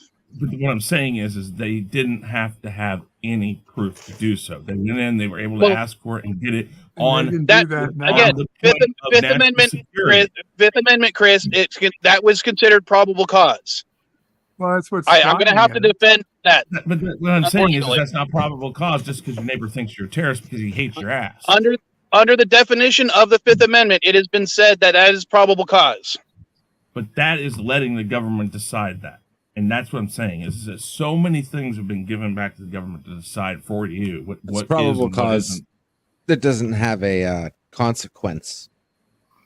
Well, right. They were able to hold. You can abuse that. You can abuse that, ruin someone's life. Yeah. And not have anything done against you. That's the problem. And unfortunately, when we passed the Patriot Act, I think the Patriot Act has since become null and void. Well, no, but, I think it still has parts of it that are in place. They translated it to other laws. That's what I'm talking about, though. That gave a broad sweeping, like, basically do what you have to do to keep this country safe. And since then, we've seen that you can't let the government just have full control to play with the laws how they see fit. And here we are again doing the same type of thing. We're giving back to states and stuff like that. And listen, I don't want the federal government in my life telling me what to do or how to do it. I don't want the state government, the city, the county, whoever, whatever, the parish, if you're in Louisiana. That's very libertarian of you, Chris. I don't want any of that. Yeah. Generic I would, as much as I hate to say it, I agree with that libertarian value. Like, when it came to wearing masks or getting the vaccine, I don't think that the government should have been able to enforce mandates on getting that kind of stuff, which is why the states didn't enforce those mandates. Depends what state you're in. They tried to take it very seriously here for quite a while. But what I'm saying is there was no state requiring you to get the vaccine, period. Yeah, there was. There's a bunch of states that were requiring it. And also there's people that if they worked for a company that had more than 100 employees, they had to get vaccinated or be fired because the OSHA would fine them $14,000 per day per violation. So therefore, that's essentially forcing. But that's federal, Gorilla. That's federal. That's not state. Yeah. You work for they tried doing something similar in this state. They forced a bunch of businesses here to close down because of that. Wait, here's the thing. That's fine. That's the federal government, not the state government. You understand there's a difference, George. Our state government forced a bunch of businesses to close down. They said they couldn't have anybody in their business. That was our state doing that. Yes. Sorry, Caddy is pretty much quoting me on this. When I said we should just be smart enough to get a frickin' vaccine. The problem is, sweetheart, there's way too many people in this country that are fucking stupid. Well, the reason most people didn't get vaccinated. People didn't get vaccinated because Moderna and Pfizer couldn't be held liable for their product, and then not only that, they said they got the permission not to release any data on it for 75 years. So people said, "Fuck that." Yeah. Here's the thing, really quick. Let me break this down to you. You talking about what government can and can't do, really quick. Let's go with just your. Here's the thing. It doesn't even matter what the government wants to do. Your job can tell you to get a vaccine. They can make you get a vaccine. Now, you don't have to do it, but they don't have to give you a job. It states in there that they have the rights to tell you those things. Now, you can't go after them for anything if it's a rule that your job states, because there's plenty of doctors and nurses that fought this. But couldn't, because it states that for protection under all those laws, it states that doctors and nurses have to have certain vaccines and certain inoculations to be safe around patients and patients to be safe around them. And a lot of people fought that, and a lot of people lost their job because they thought, they can't tell me to do this. They can. You have the decision whether or not to keep your job or not. And that's how they get you, because you can't go after them. In that medical field, for the vast majority of people, your employer doesn't have the right to know if you have that vaccine or not. They have a right to tell you to get it, and they have a right to ask you to show that proof. You do not have to. But if you don't, you have a right to lose your job. That's the thing. Yeah, it's not. They can't sit there and hold you and say, yes, you have to show us right now. If you don't show it, then they say you made a decision not to show us you had the vaccine. You made the decision not to get it, or if you got it, you didn't do it. And Joshua, I don't know where you're coming up with that. That is completely wrong. Yeah, I'm not sure where that would come from. What? And what are you talking about nowadays? AIDS is you can take a pill now. I mean, they got commercials out there that say take a pill, and it literally renders the AIDS virus down to not measurable. We live in a world that's just screwed. No, you can fly without vaccine. It depends on the airline. Again, it's up to it should be up to the airline. All airlines and all domestic airlines in the United States dropped any requirement because the government did not. The government didn't go through with their mandate. They required, up until like a month or two ago, they required masks, but even they started questioning the masks, and then the CDC dropped that off of the air or off of public transportation. So your buses, your subways, all of that stuff dropped. Well, at least here in Missouri, everything that's public transportation dropped the mask mandate. And again, I'm not trying to get into an argument over whether or not you think any of this stuff is right or wrong. I'm just simply telling you that by this being overturned, it is led into the government basically being able to come in and say you can and can't do this. So here's the thing. All you conservatives out there right now who hate the left side and think that they're trying to take your guns and all that, well, God forbid that the left gets control of Congress, because things like this can lead to them overwhelmingly doing things that you don't want them to do. And the same side for the for the liberals who think that the conservatives are overstepping their ground on all this other stuff.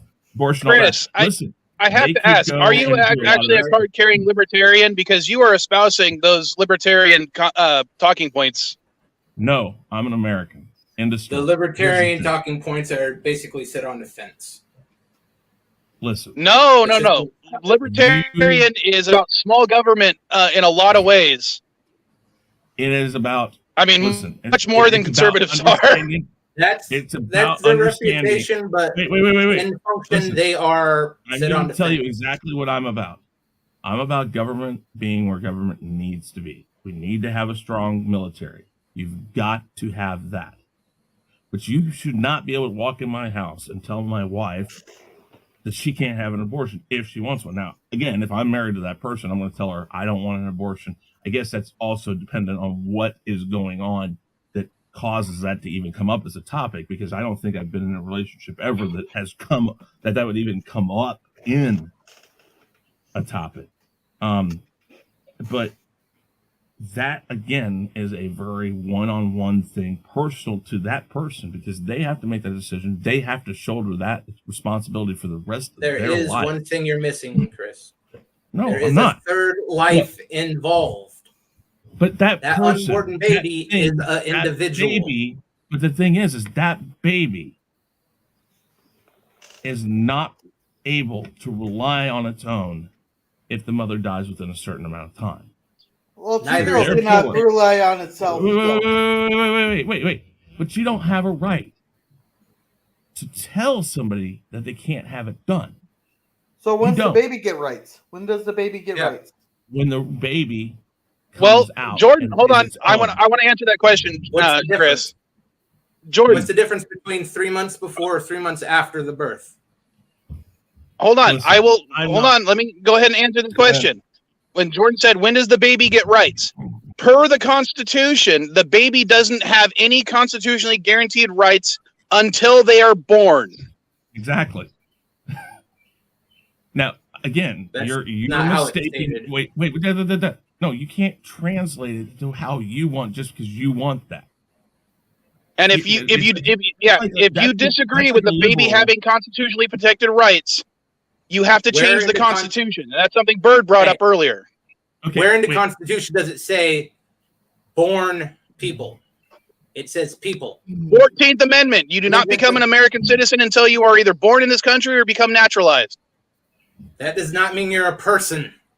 Yes, it means it that does. you're a citizen. It doesn't matter. All right. What is the highest germ? What is the highest law of the An land? illegal immigrant's head in All right, because they're not a citizen. They're still a person. It's still a crime. But it's handled differently. Anyways, here's the thing. I'm not trying to tell you that a person should be able to have an abortion the day before a child's born. That's not what I'm saying. I'm saying there needs to be laws set in place that define when those things are allowed and accepted. Major complications of the baby itself. Parts of its body, like its head, its skull, having the brain exposed when they know as soon as it's born, it's going to be stillborn. Things like this. That should then become a decision to the parents. Do you want to have the baby? Because I don't know if you've ever seen a stillborn baby.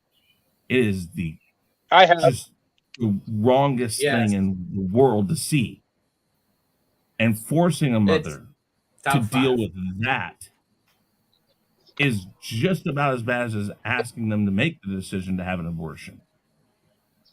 There needs to be set laws that go far enough to define what should and shouldn't be allowed, but outside of that. And who do you trust to make that decision more? The federal government or the state government? Neither. Which doctors. An individual do you have more because control they're all over? stupid idiots. It's going to be one or the other to make this law. Which one do you? No, I say the government can stay out of it entirely. You didn't ask the right question. No, you didn't ask the right question. You used the word trust, and like Mike and I both said, neither. I don't trust either to do it. Now, if you're asking me who should be the one to enact the law, leave trust out of that, federal government, because the federal government then needs to make it a blanket statement across the country, because that's why we have where you go get like if you go get your leg reset after you break it at one hospital, you get charged $300. You go half a mile down, you might have gotten charged $200. You don't have. Hold on. I hate to interrupt you again, Chris. Elihu does want to say something, and I can only have 6 members in the chat. Can someone drop out so I can bring him back up? I can drop out. Oh, well, no. Okay. And no, Chris, you have more to say, and I want to give you that opportunity. I just wanted to make because he put it in the private chat. I apologize for interrupting you, though. So go ahead and finish your thought, and then we'll let Elihu talk. That is where I believe that the government needs to stand in and say, listen, we need to have a blanket clause that states exactly what it is that's allowed for all states. Now, it's the same thing. I believe the federal government should have some say, and I know it's not going to ever happen, and nor do I trust them again. I don't. Medicine, your insurance, all of that needs to be something needs to be done to generalize cost. I'm not saying a socialist thing. I'm stating that if your insurance sends you to XYZ hospital, it's going to be the same cost as ABC hospital, no matter what you have done. That's something that the federal government can do right now, is that this is the price of having your leg reset. No questions asked. That's how much you're going to get in the story. This is how much your insurance is required to pay. This is what the hospital is going to make. Because we have a world where somebody who's a doctor, who's called a hospitalist, can walk in, look at your chart, and charge you $1,000 and not do anything to you, nor make any suggestions. He can walk in your room and charge you for walking in your room only to look at your chart. what type of world are we living in where people can just say, I want money, I'm going to walk into this dude's office or this dude's hospital room, and I'm going to charge him money for doing it. You walk into a hospital and you ask for an aspirin, they can charge you up to $300 for one pill. Why are we letting that happen? I'm not calling for socialism reform in the healthcare industry. I'm saying that you have to have something that generalizes the cost across the board. If you charge me $3 for an aspirin, an Advil, or something like that when I walk into a hospital, okay, I expect to pay a little bit more than if I go down to my general drugstore because I'm coming to a doctor to ask him what do I need to do. But $300? No. See, this is what I'm talking about. That's because the government hasn't done anything to do with that. They basically handed all of that over to insurances, to doctors, and to hospitals, and they have gone rampant and allowed this to happen. And there needs to be some generic say in it. But we have people, though, to this day that don't care that, like, their attorney generals are fighting cases in courts in states that have nothing to do with anything, and they're wasting your tax dollars. They just do it because, well, they just want to make a ruckus. Kansas, next to me, is enacting a law because of a trans swimmer. And that swimmer competed and won. I think they won their tournament year. Like, I don't know when it was exactly. But the National Swimmers Association just recently stated that they made rules now. They made rules to govern their own self. Yet they're still wanting to, and it's so funny. And I'm waiting for this to backfire. The guy that's putting this out there, he's saying that this person who's running for office allowed men to compete with girls. And that's not what it was. They were both adult age. And I think it's so funny that they're using those terms like that. But again, the Swimmer Association governed themselves, made their own rules to state that now, if you don't have full reassignment surgery done by 12, you cannot compete in an opposite category. So if you were born a man and you don't have a full assignment sexual change by 12, you cannot compete in the women's category. They did it themselves. And then they went one step further and said, perhaps what we'll look into is an open category where we don't define if you have to be a man or a woman. It's just whatever you are, you can swim in this category. This is progressive thought. This is great thought because it takes care of all these problems. And yet, I will give your government still wants to play with this thing. It's like, and I just want to give you an example of what you're saying, Chris. When I was in high school football, I played high school football. Uh-huh.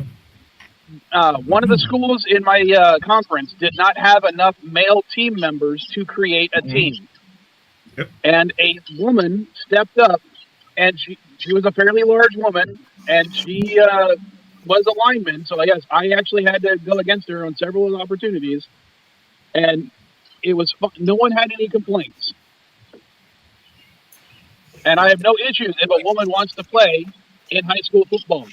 Nobody ever has complaints when a woman. Nobody ever has complaints when a trans woman competes against a man, but they have complaints when a trans man competes in a woman's sport. Like, what the fuck is your problem? Let somebody compete if they're athletically able to do a certain function like high jump, fencing, swimming. I don't care what your sex is. If you identify as a woman, you want to compete in the women's division, do it. If you identify a man and compete in the men's division, they have a little bit of unfair advantage against Look at no. Look at Caitlyn Jenner, okay? She always said she's always a woman, but yet she competed as a man. Nobody's asking for her to get rid of her medals because she's always said, "I'm a woman." Jenner never brought any of that being trans thing up until killed a person in a freaking car accident. Listen. Elijah, that's a little different because when he competed as a man, he was a man. She was a man. And he always said that I was a woman. He never said I was a man at the respect. She always said I am a woman. Anyway, I don't know enough about that situation to comment on it. I don't know if she actually made those comments when she was a man. Sorry. Here's the funny thing, though. This whole case. If you guys are talking about the swimmer that I think you are, it's also the fact that a lot of people look at her history and think, oh, well, she doesn't rank high here, but she actually did. She ranked fairly high in men's. Men's so it's not Mid it's not super surprising that with continuing to train even through her transition, that she would eventually win. It's actually a very clear progress. My key here, though, isn't even that. It's the fact that you were talking about 22-year-olds. You were talking about NCAA stuff. And what I laugh at every time is when they say that this one candidate allowed men to compete against girls. Caddy, how old are you? 18. Okay, you're 18. When do you think you become you transition from a girl to a woman? What do you think that age is? Technically, I could give multiple answers. Okay, but what do you think the best answer would be? So, to me, I would say it's when you have reached a level of emotional maturity. Okay. And what? Where you are mature enough to recognize who you are, what you want, and have the ability to actually consent to anything. Be it from 18. drinking to anything else. But I would also go along technically within different states. You could also say that once you are 18 and you have graduated high school, then you are a legal adult. In a lot of places, I think 18 is, I mean, literally the state's going to say it's 18. That's when you get charged as an adult. Now, you can't drink, but then again, that's the same for guys. But, you know, I think 18 is typically how the states, most states, define becoming an adult.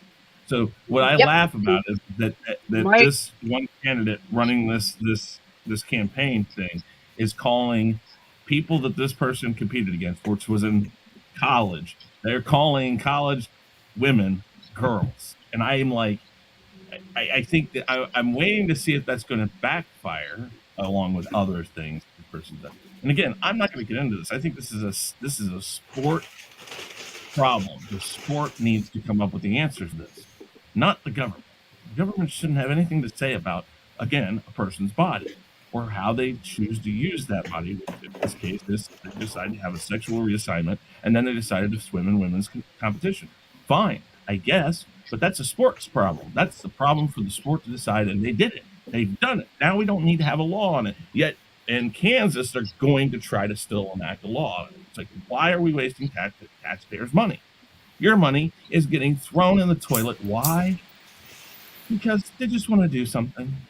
And this happens every day across the country, in our federal government, in our state governments, in our city governments.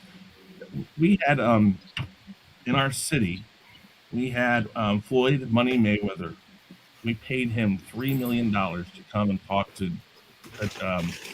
underprivileged children in the inner city. Somewhere along the lines, this never happened, but we never got our $3 million back. You know, sure, we fire the guy that had something to do with that, but taxpayers are still out $3 million. I mean, it's like, we let our governments do this all the time. And I'm not asking you to change your morals. I'm asking you to look at it and decide, should your federal government be wasting your money on the thing they're working on right now? That's all I ever look at it. Like I said, I don't have any idea how any of that comes back to the abortion debate, which is where you started. Because it's a waste of taxpayers' money.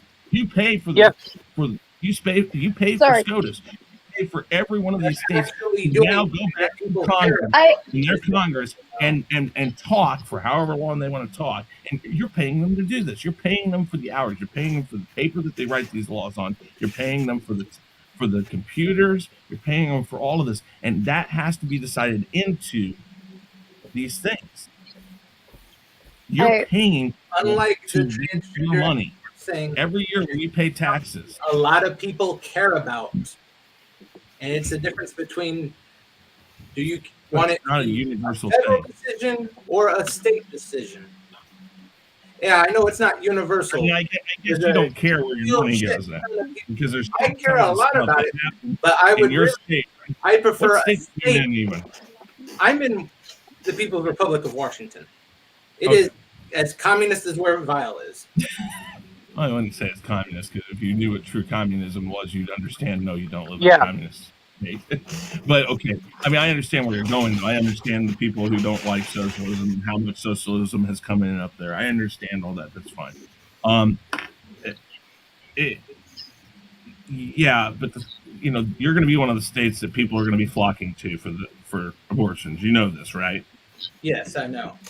Idiot governor has already proposed a constitutional amendment to guarantee Washington has abortion. Wait, hold on. Wait. I want to go on that. What he just said. Why do you say the idiot governor? I thought you wanted this to be a state right issue. Hold on, guys. An idiot in general. Hey, Vile, just So because the we fact- want it to be a state rights issue doesn't mean we don't think our governors are idiots. Yeah. Sorry. Okay, so the fact that he's an idiot has nothing to do with the state wanting to keep abortion legal. Correct. He's been an idiot for quite a while. Okay.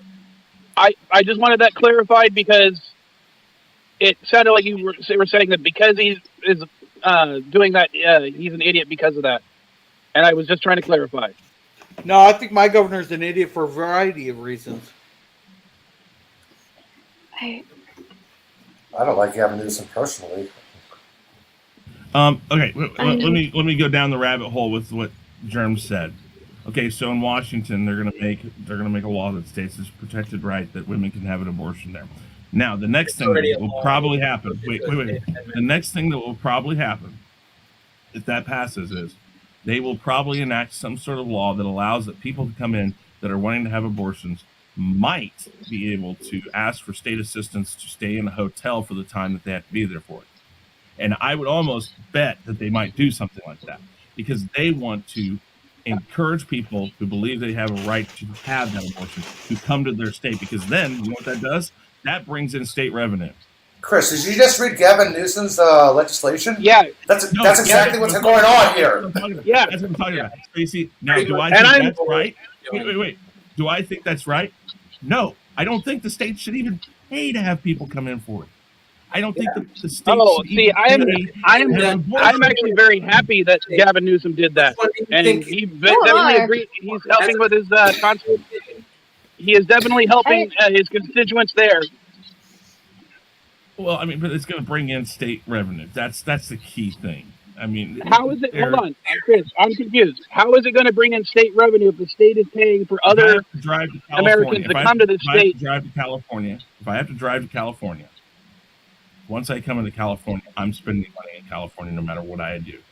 If I had to fly to California, I'm spending money because as soon as that plane goes over in California airspace, it has to pay taxes to be in that state.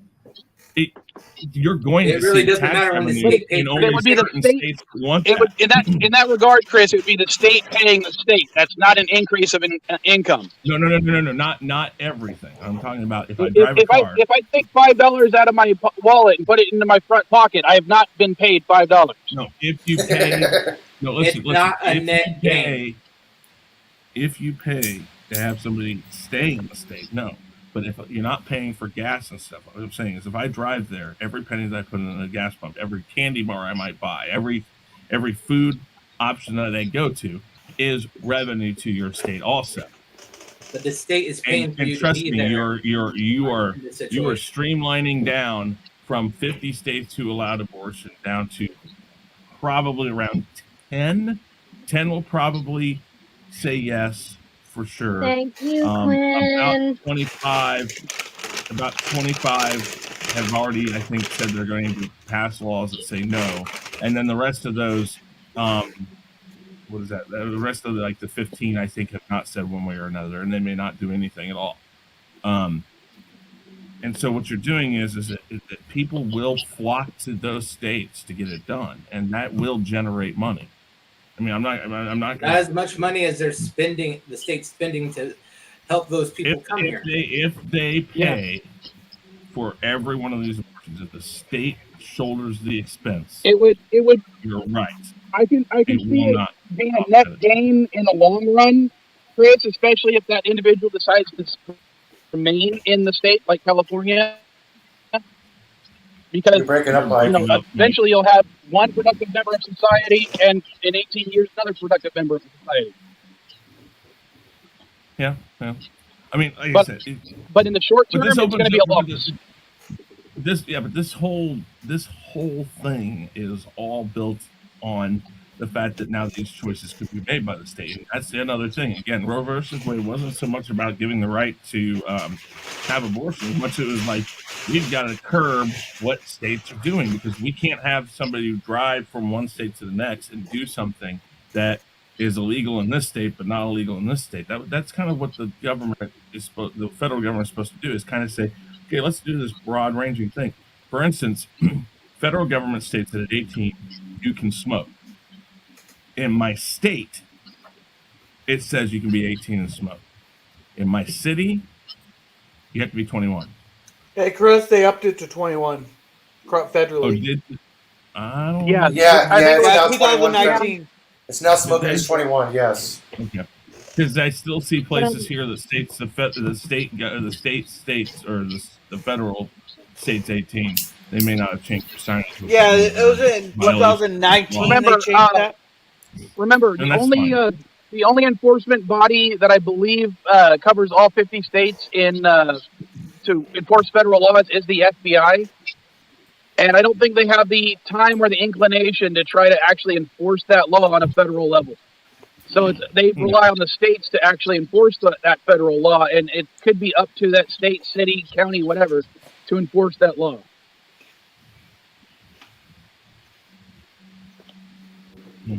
I know they enforced it around here. I know that the biggest problem really with this is that you've taken something that was designed to kind of just make a blanket law to help the country, and you've taken it away. But that blanket law should be pretty much just amended to say your body. I think that should go to marriage. I think that should go to sex assignment. I think that should go to abortions. I mean that type of thing. It's like saying that it's like. I would extend bodily autonomy to anything, including. Yeah, well, that's what I mean. Remember, That's what I mean. Well, you know, guys, this here, you want to get really stupid with this rule. You want to get really stupid. This means that men and women can't masturbate if they want to say it, because now they can tell you, oh, you can't do that. Now, granted, again, like Mike said, there's no federal agency in the world that's going to be able to ever stop that from happening. But Chris, that reminds me, you know the law in Texas where it bans you from owning more than 6 sex toys? Yeah. I mean, I doubt, it's entirely possible, but I doubt Texas has a devoted task force going from house to house asking everybody how many sex toys they own and whether to prove it or not. Stormy Daniels isn't doing that? She's not part of the federal law enforcement, as far as I know. She just got paid by the federal government. That was it. Are you sure? No, that was actually she was forced to pay Trump. Remember? I know. I mean, maybe she needs to talk to Jerry Springer and see how the girl got him to pay with the city check. Jerry. Again, I'm not sitting here trying to state that this is a we should let abortion happen. Again, I don't like the thought of abortion, period, but unfortunately I agree. There are circumstances where it requires tough decisions like that. And now I can't remember what state it was, but there was a state legislator, and I want to say it was Missouri, but I'm pulling that name out of my ass. So please forgive me. I just remember reading that they were trying to ban tattoos in that state. I don't think this would give. So if you no longer have bodily autonomy to get a tattoo, I mean, granted, this was like 7-8 years ago. I just remember it being found in the Supreme Court struck it down, and I just thought it was funny that they were trying to Actually, it didn't even get made into a law. I think the Supreme Court struck it down even before it became law. But Hold on. I know. could you imagine some state senator trying to implement a law saying to make tattoos illegal? Here, I'll Google it. You guys realize this is not basically just about abortions. It's about how and why do people allow a federal government to control one's health? This is the issue here. Yeah, I would like to call it the that's fact what Chris that, was talking about, Elihu. It's a bodily autonomy issue. Yeah. Yeah, it is, and I completely agree with Chris on that fact. That is a issue of bodily autonomy, because abortion is not the only thing that they've decided to go after. Because That's what I'm saying. I believe they were talking also about going after gay marriage and contraception. No. Hold on, Caddy. I need to correct you on I may be wrong. No, let me correct you on this, okay? Okay. In the confirmation written by Clarence Thomas, he specifically did a couple of things, and one of the things was saying he wants to go back and look at those cases and using this as an example. This was not him trying to do that. It is him trying to do that per se, but it's not that specifically. The reason he named those cases is because he's looking at a certain procedure. I can't remember what it's called offhand, but it was the primary justification in all those cases, and it's essentially them deciding for themselves without any backing. It was the interpretation of the 1967 Supreme Court that interpreted the 14th Amendment to include the right to privacy. No, that's not what they're looking at. There's a certain. That's exactly what they're looking at. That's why one of the cases he put in there was the Civil Rights Act of 1967. Privacy wasn't even used in the gay marriage ruling. My worry here is again, and I think but it was the right to people who are against. Sorry, the people who are against vaccines and mandated vaccines need to look at this and understand that you are championing and you are applauding a law. The state already has that ability to do that. This will allow it to be more rampant because this is one of the reasons why you were able to fight that. Yes, because again, bodily autonomy. You are not. The right to medical privacy is not being impacted by this. Yes, it is. It is absolutely being impacted by this. Abortions aren't a medical procedure. Yes, they are. They yes, can they are. be. No, they are. Period. They just no, because there is a second individual involved. A doctor has to. A doctor has to cut into you. If a doctor has to cut into you, that is a medical procedure. But you're not. How is the government supposed to find out you had an abortion or not? How are they supposed to find out if you killed some random guy on the street or not?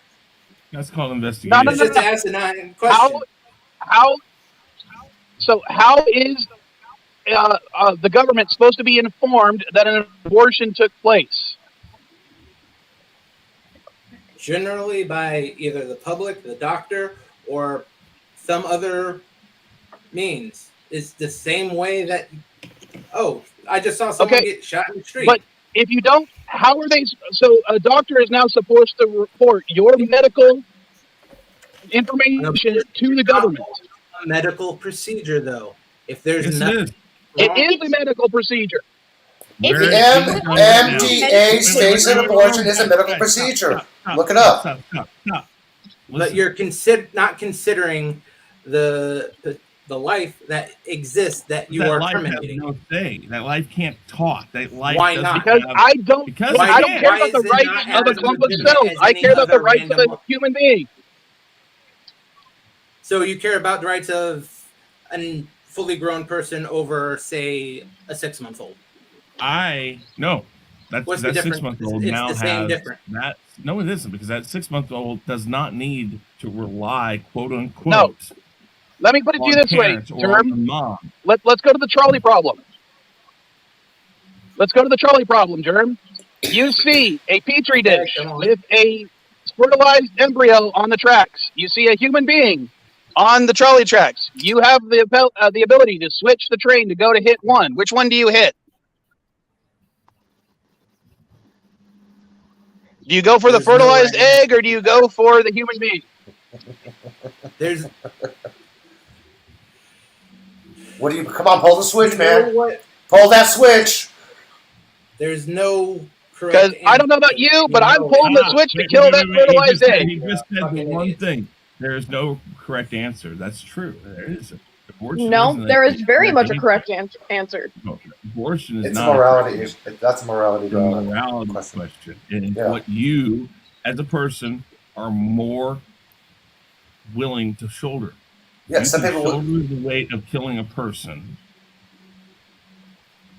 Then your morality states that you can kill anybody, including yourself, without any consequential thought process that changes how you feel about it. Yeah, it's just like the same question. Your wife is on one track and your mom is on the other track. Who do you save? To the point of this My whole mother's medical dead, procedure so- thing.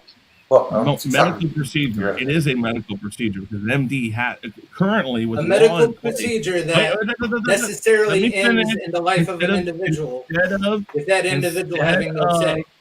Instead of interrupting me, let me finish what I have to say here. But you go on for so goddamn long. He's not LDG. I do, but here's the thing. It's a medical procedure. That body, that person that you are talking about is inside another person.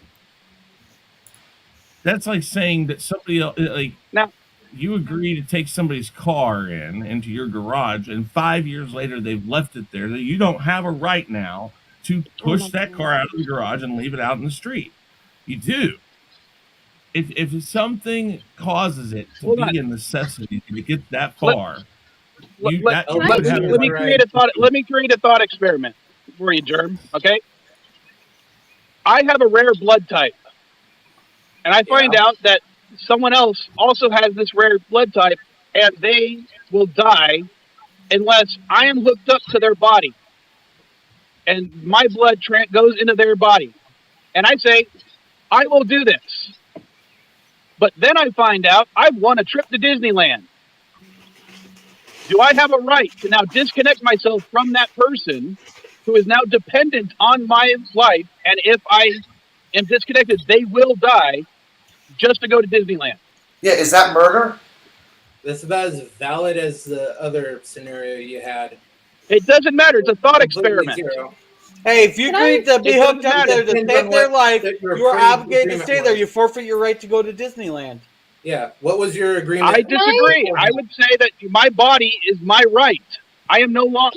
Just because I decided at one point, but you to agree to this do it for doesn't mean state of time. You're still bound by No. that contract. What if there's no contract? You're What's a verbal assuming, agreement? you're assuming a contract was signed. Yeah, this is a verbal agreement. Like, Can okay, I- I'll help you out. Then A I'll send you verbal what to do. agreement is illegal. In some states. No, it isn't. Verbal agreements are allowed in almost every state. Hey, Dad. Hey, Dad, long can I as you can bring define- this back to something? Yeah. And just because it's very simple.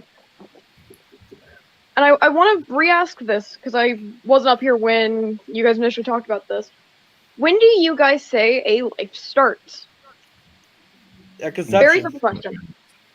Life starts at conception. I can technically say no to whatever you guys say, because I can make the argument that life really never starts. Yeah. Because both the egg and the sperm are alive, so technically life really never starts. It's just an ongoing cycle that doesn't really have an ending point or It's unique life at the point that Yeah, masturbation is has murder, its own right? separate DNA string. Yeah. When I look at that, I look at it being at what point Catholics do. Catholics do. at what point do we grant a person rights? And per the Catholics Constitution, do as of right believe now, that, we do not grant that person rights until they are born. Yeah, but Catholics do really believe that if you waste sperm, that's a crime and that's a sacrilege. Yeah. I've never heard Even that. Yeah, though, but this even though country not is Brother, not I've never heard religious. that. We are. This is a secular. This is a secular republic. This is not a Christian nation. It's not a Jewish nation. It's not a Muslim nation. It's a secular republic. I am being very facetious with that comment. If you've watched Monty Python, you'll know the song "Every Sperm is Sacred." Yeah. Hey, I haven't watched Monty Python because Eric Idle, come on. My state. Eric Idle. Yeah. Hey, let me, I Chris. mean- I haven't heard. I haven't watched Monty Python because weed's not legal in my state. So.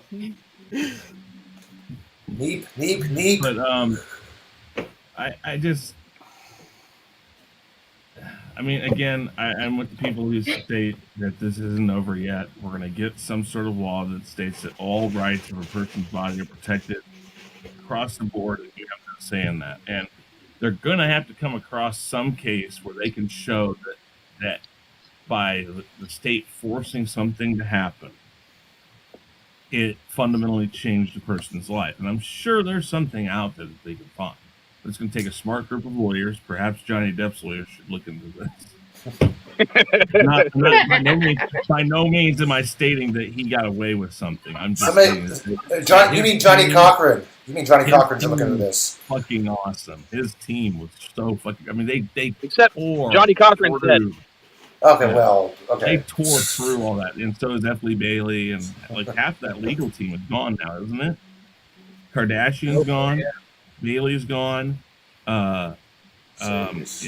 Cochran's gone. That's like 3 of the 4 or 5. Oh well, 3 of the 4 or 5 that you saw.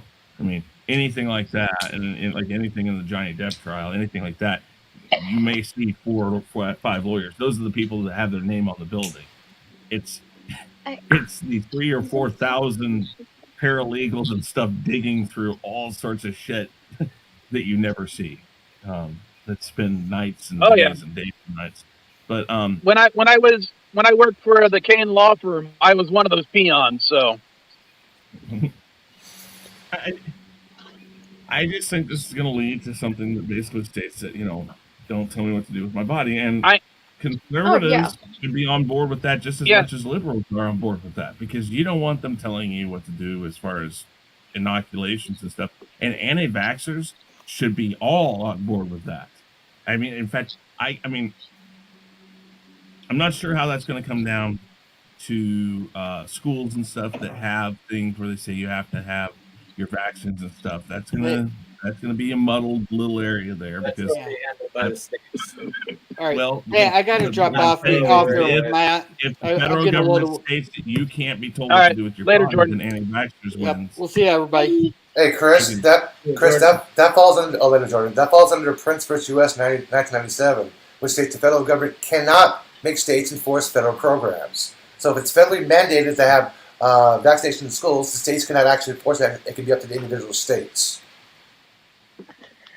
What I'm stating is if they change the law and make something like Roe v. Wade, but say in a more broad spectrum that you, as a person, cannot be told to get a vaccine or this or that. If you're a Scientologist, you cannot be held liable if you don't get medical treatment. Because if you remember, when John Travolta's son died, lots of people tried to have him brought up on child endangerment or endangerment charges because they were Scientologists and they didn't get their son medical treatment that many believe maybe could have helped.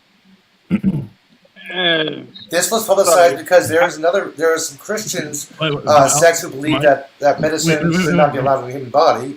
As much as I don't know what you're groaning about over there, Mike, but as much as there's stuff on this side that certain people aren't going to like, such as the vaccine stuff, on the other side, you're going to get what you want when it comes to a woman's choice for abortions. This is a double-edged sword all the way around.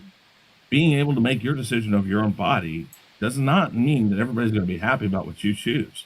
And it's a double-edged blade across the board. I mean, and that's the thing. It's like, well, on one hand, you will have the right to have an abortion if you want. But then again, within certain parameters that I believe should be placed in.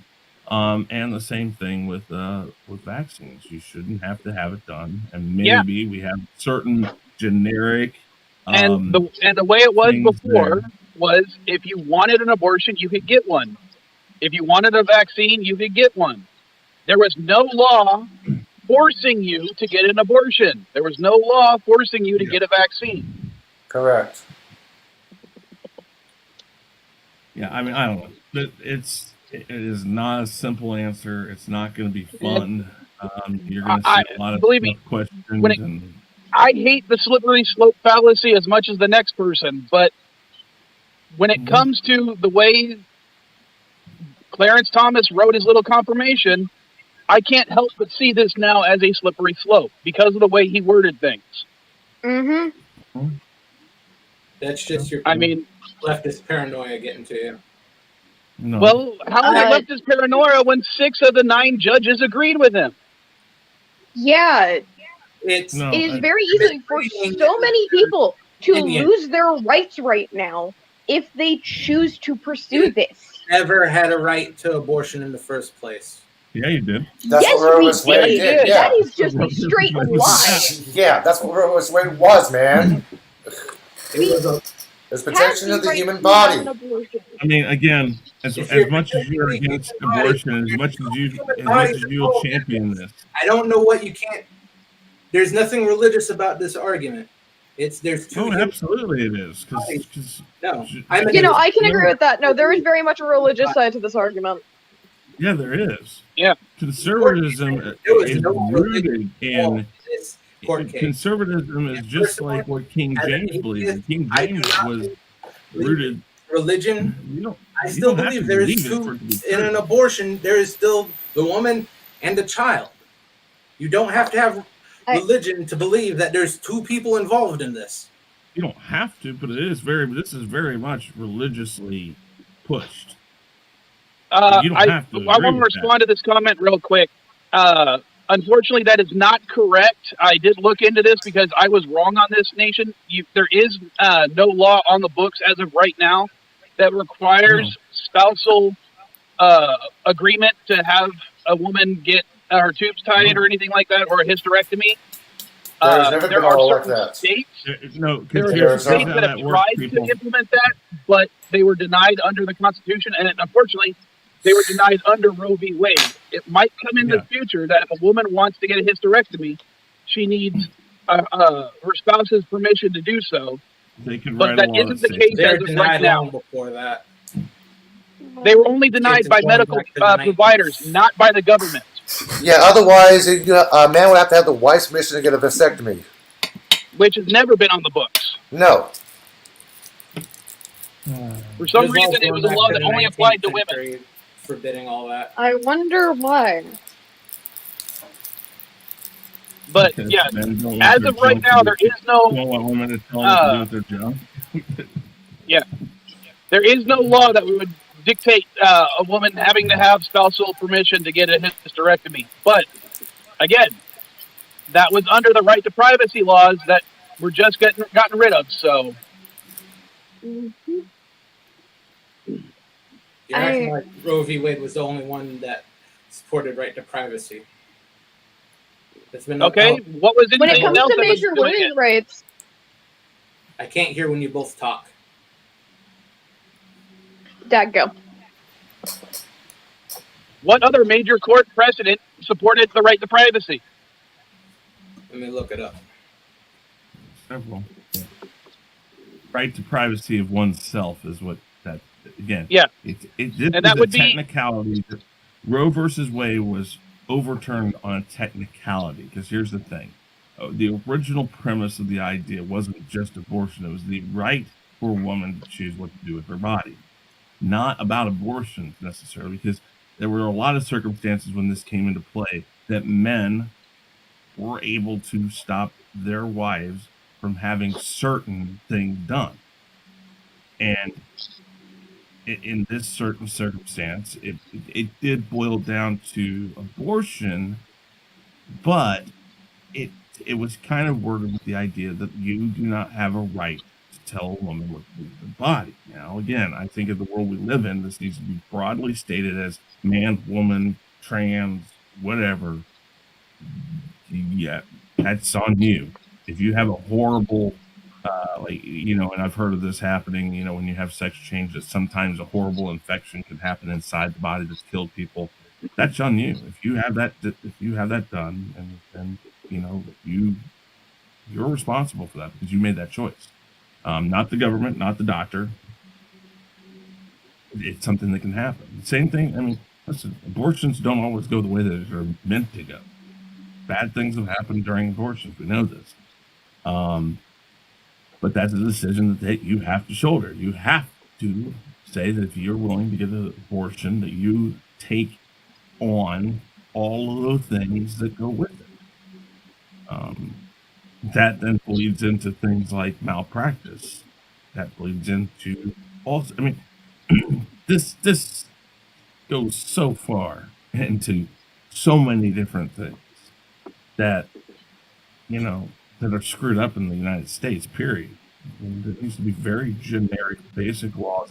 And like, for instance, the people who want to start rewriting like the way that the Constitution is written, not necessarily changing it, but kind of redefining what it means. It's like, why are we so stupid we cannot read these things and understand that this didn't mean that, or that we can change? Like, for instance, can I interrupt you for just a second? Sure. Because you brought up and I'm just kind of rewording what you said.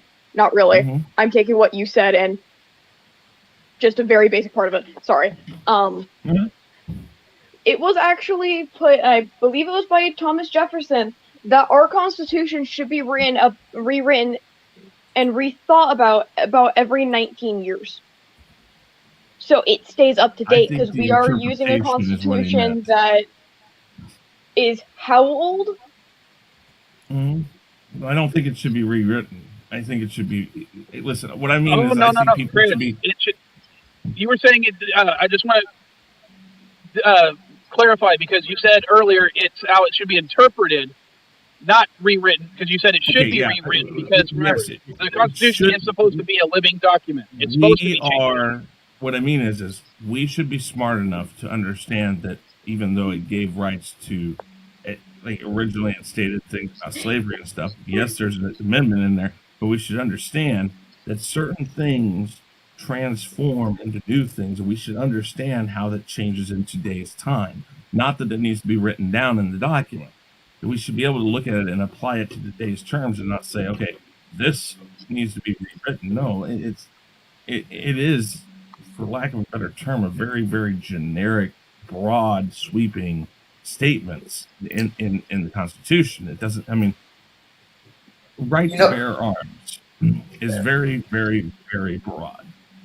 Back then, it was because you lived 500 miles from the next bigger area. And so everybody within 40, 50 miles of you would need to have weapons, because you needed to band together for militias and stuff in case Indians. Okay, well, hold on there, quick, Chris.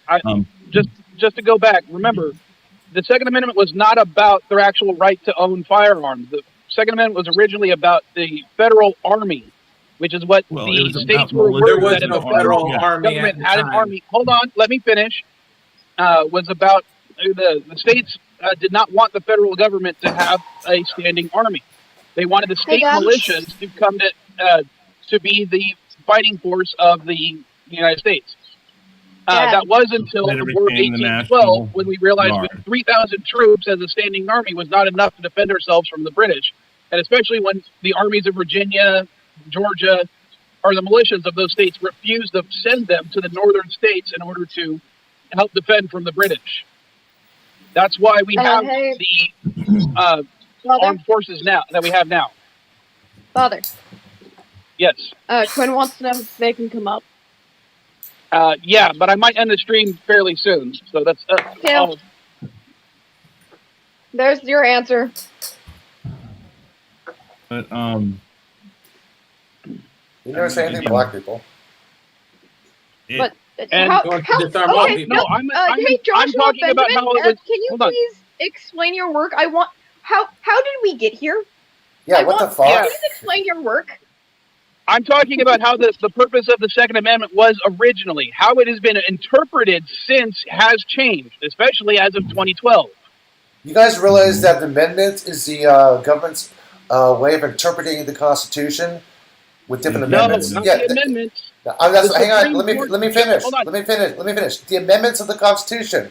How many do we have? Over 20 of them. Why do we have amendments? Because they are an interpretation of the Constitution. They didn't understand the parts, and they had to add and redo their interpretation of this. I mean, even Justice, I think it was Marshall, in the early 1800s, said something about amendments will be our interpretation of a founding fathers' basis of our nation. I'm paraphrasing, okay? Hello. Can I ask a quick question? The Constitution states that a person should be able to live with life, liberty, and happiness, correct? Pursuit of happiness. Correct. Why should we force someone who currently is under the protections of the Constitution to not be able to follow their pursuit of happiness for someone who is not under the rights of the Constitution? It's because certain people fall back upon their religious beliefs and says, no, it's founded on God. Yeah, their interpretation of God. Because once again, it comes back into the religious aspect. People are just saying, God this, God this. Yeah, well, God's not mentioned in the Constitution. Exactly. God is not mentioned in the Constitution. No, but they always say, yes, the founding fathers are Christians. We're Christians. They talk about God and this. Not everybody was a Christian. Franklin was not. He was an atheist. Hello? Hey, LDG, maybe not for you, but there's a lot of people that technically it could be. But you're raging the happiness of the parent versus the happiness of the child. The child has no one way or another at that point. Okay, again, we've restated this multiple times across the stream, that according to the Constitution that you guys all keep referring to, including myself, that it is not, that child does not have rights until it is born. That's not what the Constitution says. Caddy, they don't have the constitutional rights until they're born. Fine.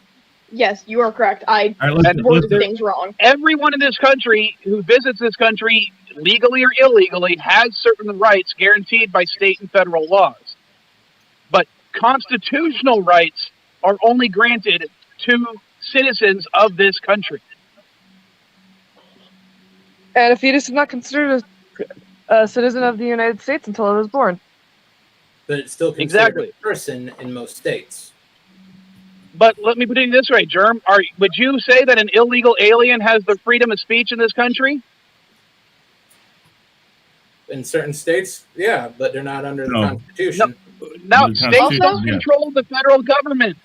And the federal government is controlled by the Constitution. The only thing that grants you the freedom of speech is the Constitution. So, should an illegal alien have the freedom of speech in this country? I'm gonna make my exit now because my phone is about to die. Bye! Later, Caddy.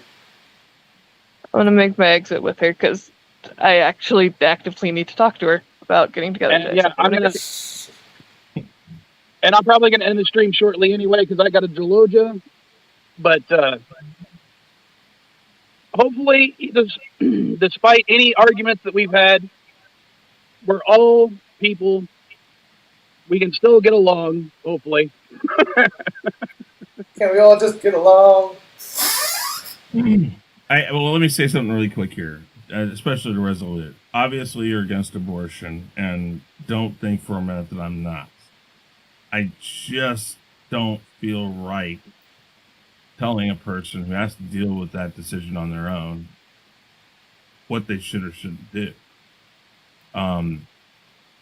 So it's like, do I want them to do it? Of course not. If they were to ask me point blank, should I do this? I've said it before and I'll say it again. No, I don't think you should.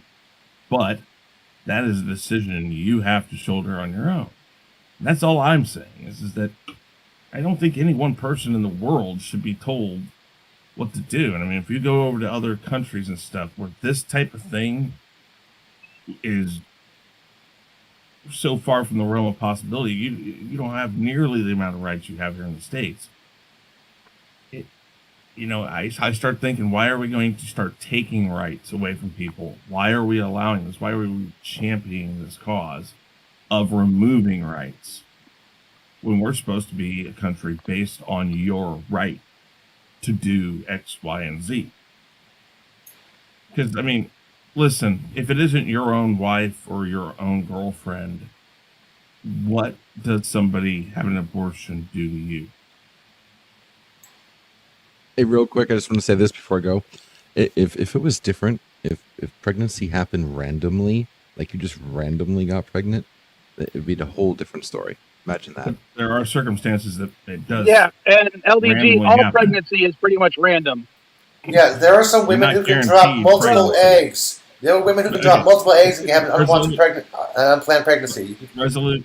If it isn't your own spouse, your own girlfriend, your significant other, like directly tied to you, your baby, what does it do to you if somebody has an abortion? Well, what does it How do does to it me if affect some your right? rando? How does it affect you? Sit. Okay, let me answer. How does some rando in the other side of, say, in Spokane, killing his wife affect me? It does, It's it the doesn't. same. Yeah, but it's still illegal. But what he did is illegal because he, quote unquote, overstepped a person's personal space. He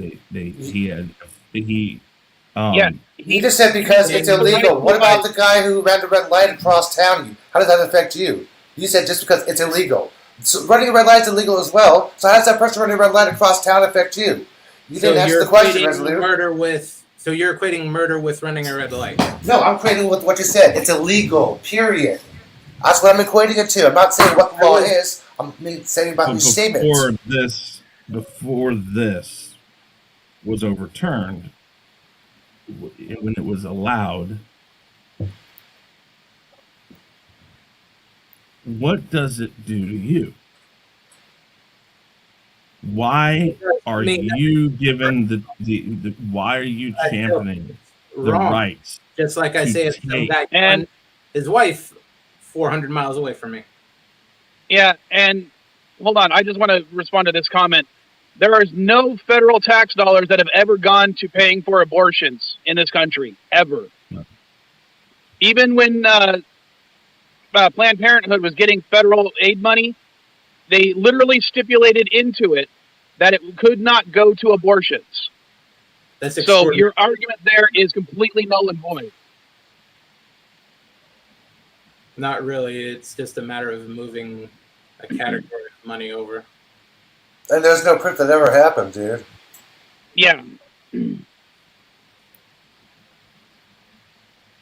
I don't see how it affects me in any way, shape, or form if my neighbor has an abortion or not. My life has not fundamentally changed. How does it affect you if your neighbor kills his wife? Because my wife could end up killing me or something along those lines. You have to look at it in a way that it'll violation of personal, even if the act did not. It's the same violation. No, because if the act would be, if everybody killed their spouse, would it have an effect? Yes. If everybody who wanted an abortion got an abortion, it still wouldn't affect you. If everyone killed their wife, it wouldn't affect you personally. But if everyone had an abortion, That's not what he said. That's not what he said. What was your general point to it? That's what I'm saying. If everybody who wants to kill their spouse kills their spouse, it will have an effect on you. If everybody who wants to get an abortion has an abortion, it still would not affect you. How would it? How does your life change? Allow everyone to kill their wives? No, because that is a direct violation of one person's right to liberty, pursuit of happiness, and all that. Which I know you're going to bring back around to your standing on this: is that the fetus is a living, breathing human person at the moment of conception, which is fine. Because And by what the you're way, stating there is the exact same way, which is he- fine. I'm sorry, not quick- going to tell you how you should think. He never said the word Yeah. allow. He never said the word allow. You're actually including that word, Resolute. It I doesn't didn't Okay, say- first, the Never mind. Go ahead, pursuit Bert. of all that stuff, that's from the Declaration of Independence. That's not from the Constitution. There's nothing in the Constitution that says you have the right to pursue happiness. That's true. It just doesn't exist. Preamble of the Constitution of the United States. We, the people, in order to form a more perfect union, to secure the blessings of liberty, life, and the pursuit of happiness. Literally, it's in the first 12, or the first sentence. You sure about that? You did not learn the preamble to the Constitution in grade Okay. school? Because I know we did. That's the The preamble. main part Declaration. of what I was going to say, however, remains unaffected. Your example as to killing your spouse, that you say everybody kills their spouse, it affects you, but everybody Sorry. who wants a abortion gets one. The thing should be everybody who wants to kill their spouse. That's More what than I. likely, Hold on. you don't Bird, want you are to kill your absolutely spouse. correct, and I did amend my words when I realized that. Hopefully that was realized, because that's why I did change it from kills their spouse to wants to kill their spouse. Okay, But so you are how absolutely would correct on that point. how would it affect me if I don't want to kill my spouse, but my neighbor does? How does that affect me? Well, your neighbor's going to break into your house, possibly. No, I would put it as There's no Bird. direct attachment to that. There Bird. is no way whatsoever you can equate, Well, because it's exactly the same thing. Because If you've a never neighbor wanted to wants kill an your abortion, spouse, then I have no idea what relationship you were in, because everybody's wanted to kill their significant other for something they've done or said. if I'd my be dead neighbor, 12 times over this morning. 15 with that Maybe- statement. but if my neighbor wants to kill their newborn child, they say they're 1 year old. It really has no more effect on me than if a neighbor has an abortion. There is literally no real difference to me. Well, I can't remember the name of the law. Maybe with someone who can actually look it up right now can. Chris? There used to be actually a law in this country that I believe was revoked in the 1950s or so, that said that a mother who kills their child under 2 years of age would not be held criminally liable. Okay, well, let's get that law back Now- on the book. And now, then I'm we just can saying, talk about, I believe the law was also changed in the 1950s. Maybe it was the 70s. I'm pulling that out of my ass. I can't remember offhand. And without being able to look it up, I'm probably sounding like a nutball. infanticide doctrine.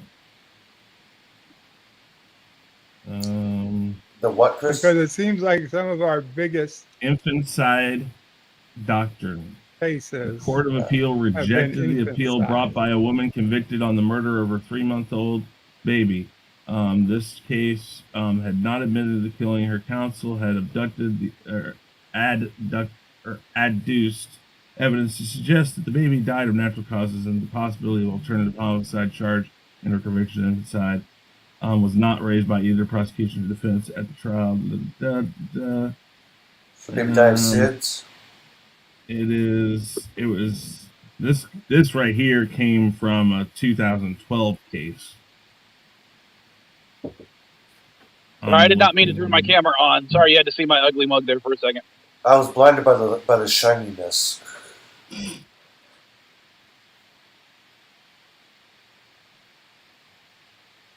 So did the court rule that the baby died of SIDS and not the mother's fault?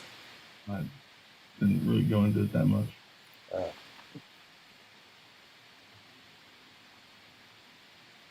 Well, I hear the motorcycles. Thanks on bikes. Parade started.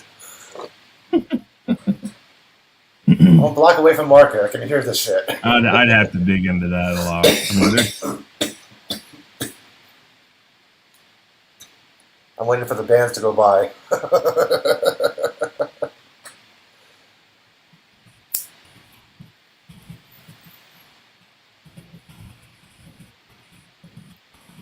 It was an easy trip down to Market Street, man. There's no traffic whatsoever. There's a few thousand people on the streets, on the sidewalks, cops walking the streets. I'm like, hell, this is an easy trip. That's why it took me so fast to get back. No red lights until I got to South Bend.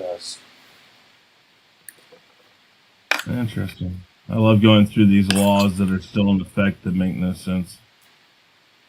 Bingo laws must not last longer than 5 hours. Super state laws. It's illegal to have. Here you go. Federal law dictates that anyone who issues or publishes a fake weather report and claims it's from the Weather Bureau is subject to imprisonment for not more than 90 days. Simply being bad at your meteorology job doesn't count as fake, though. You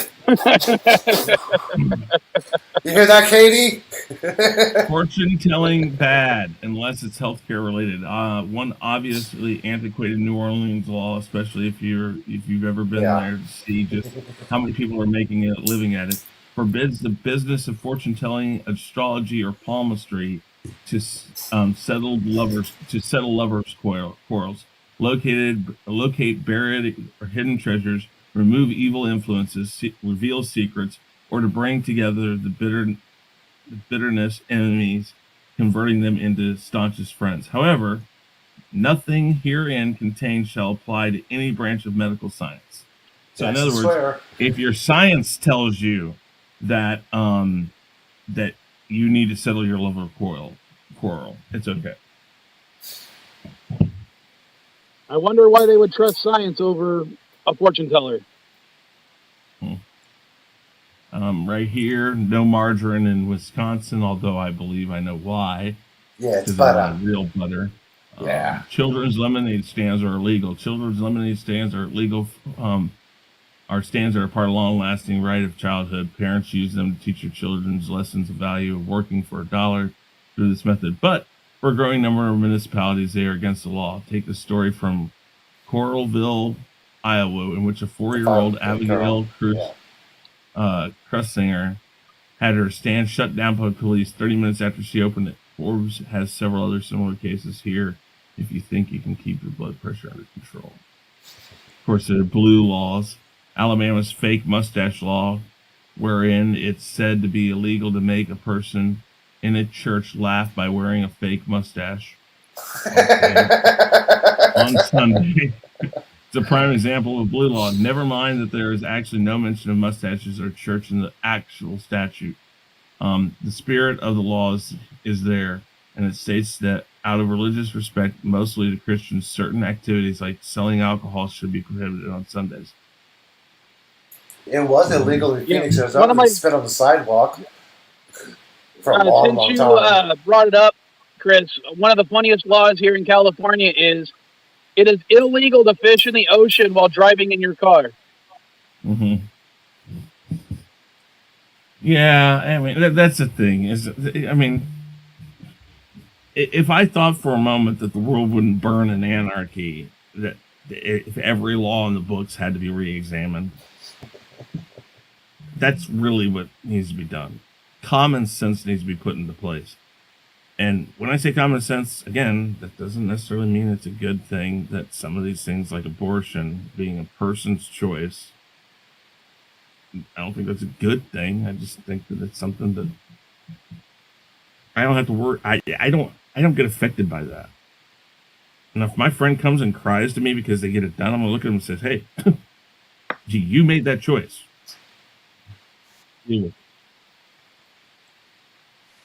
How did you?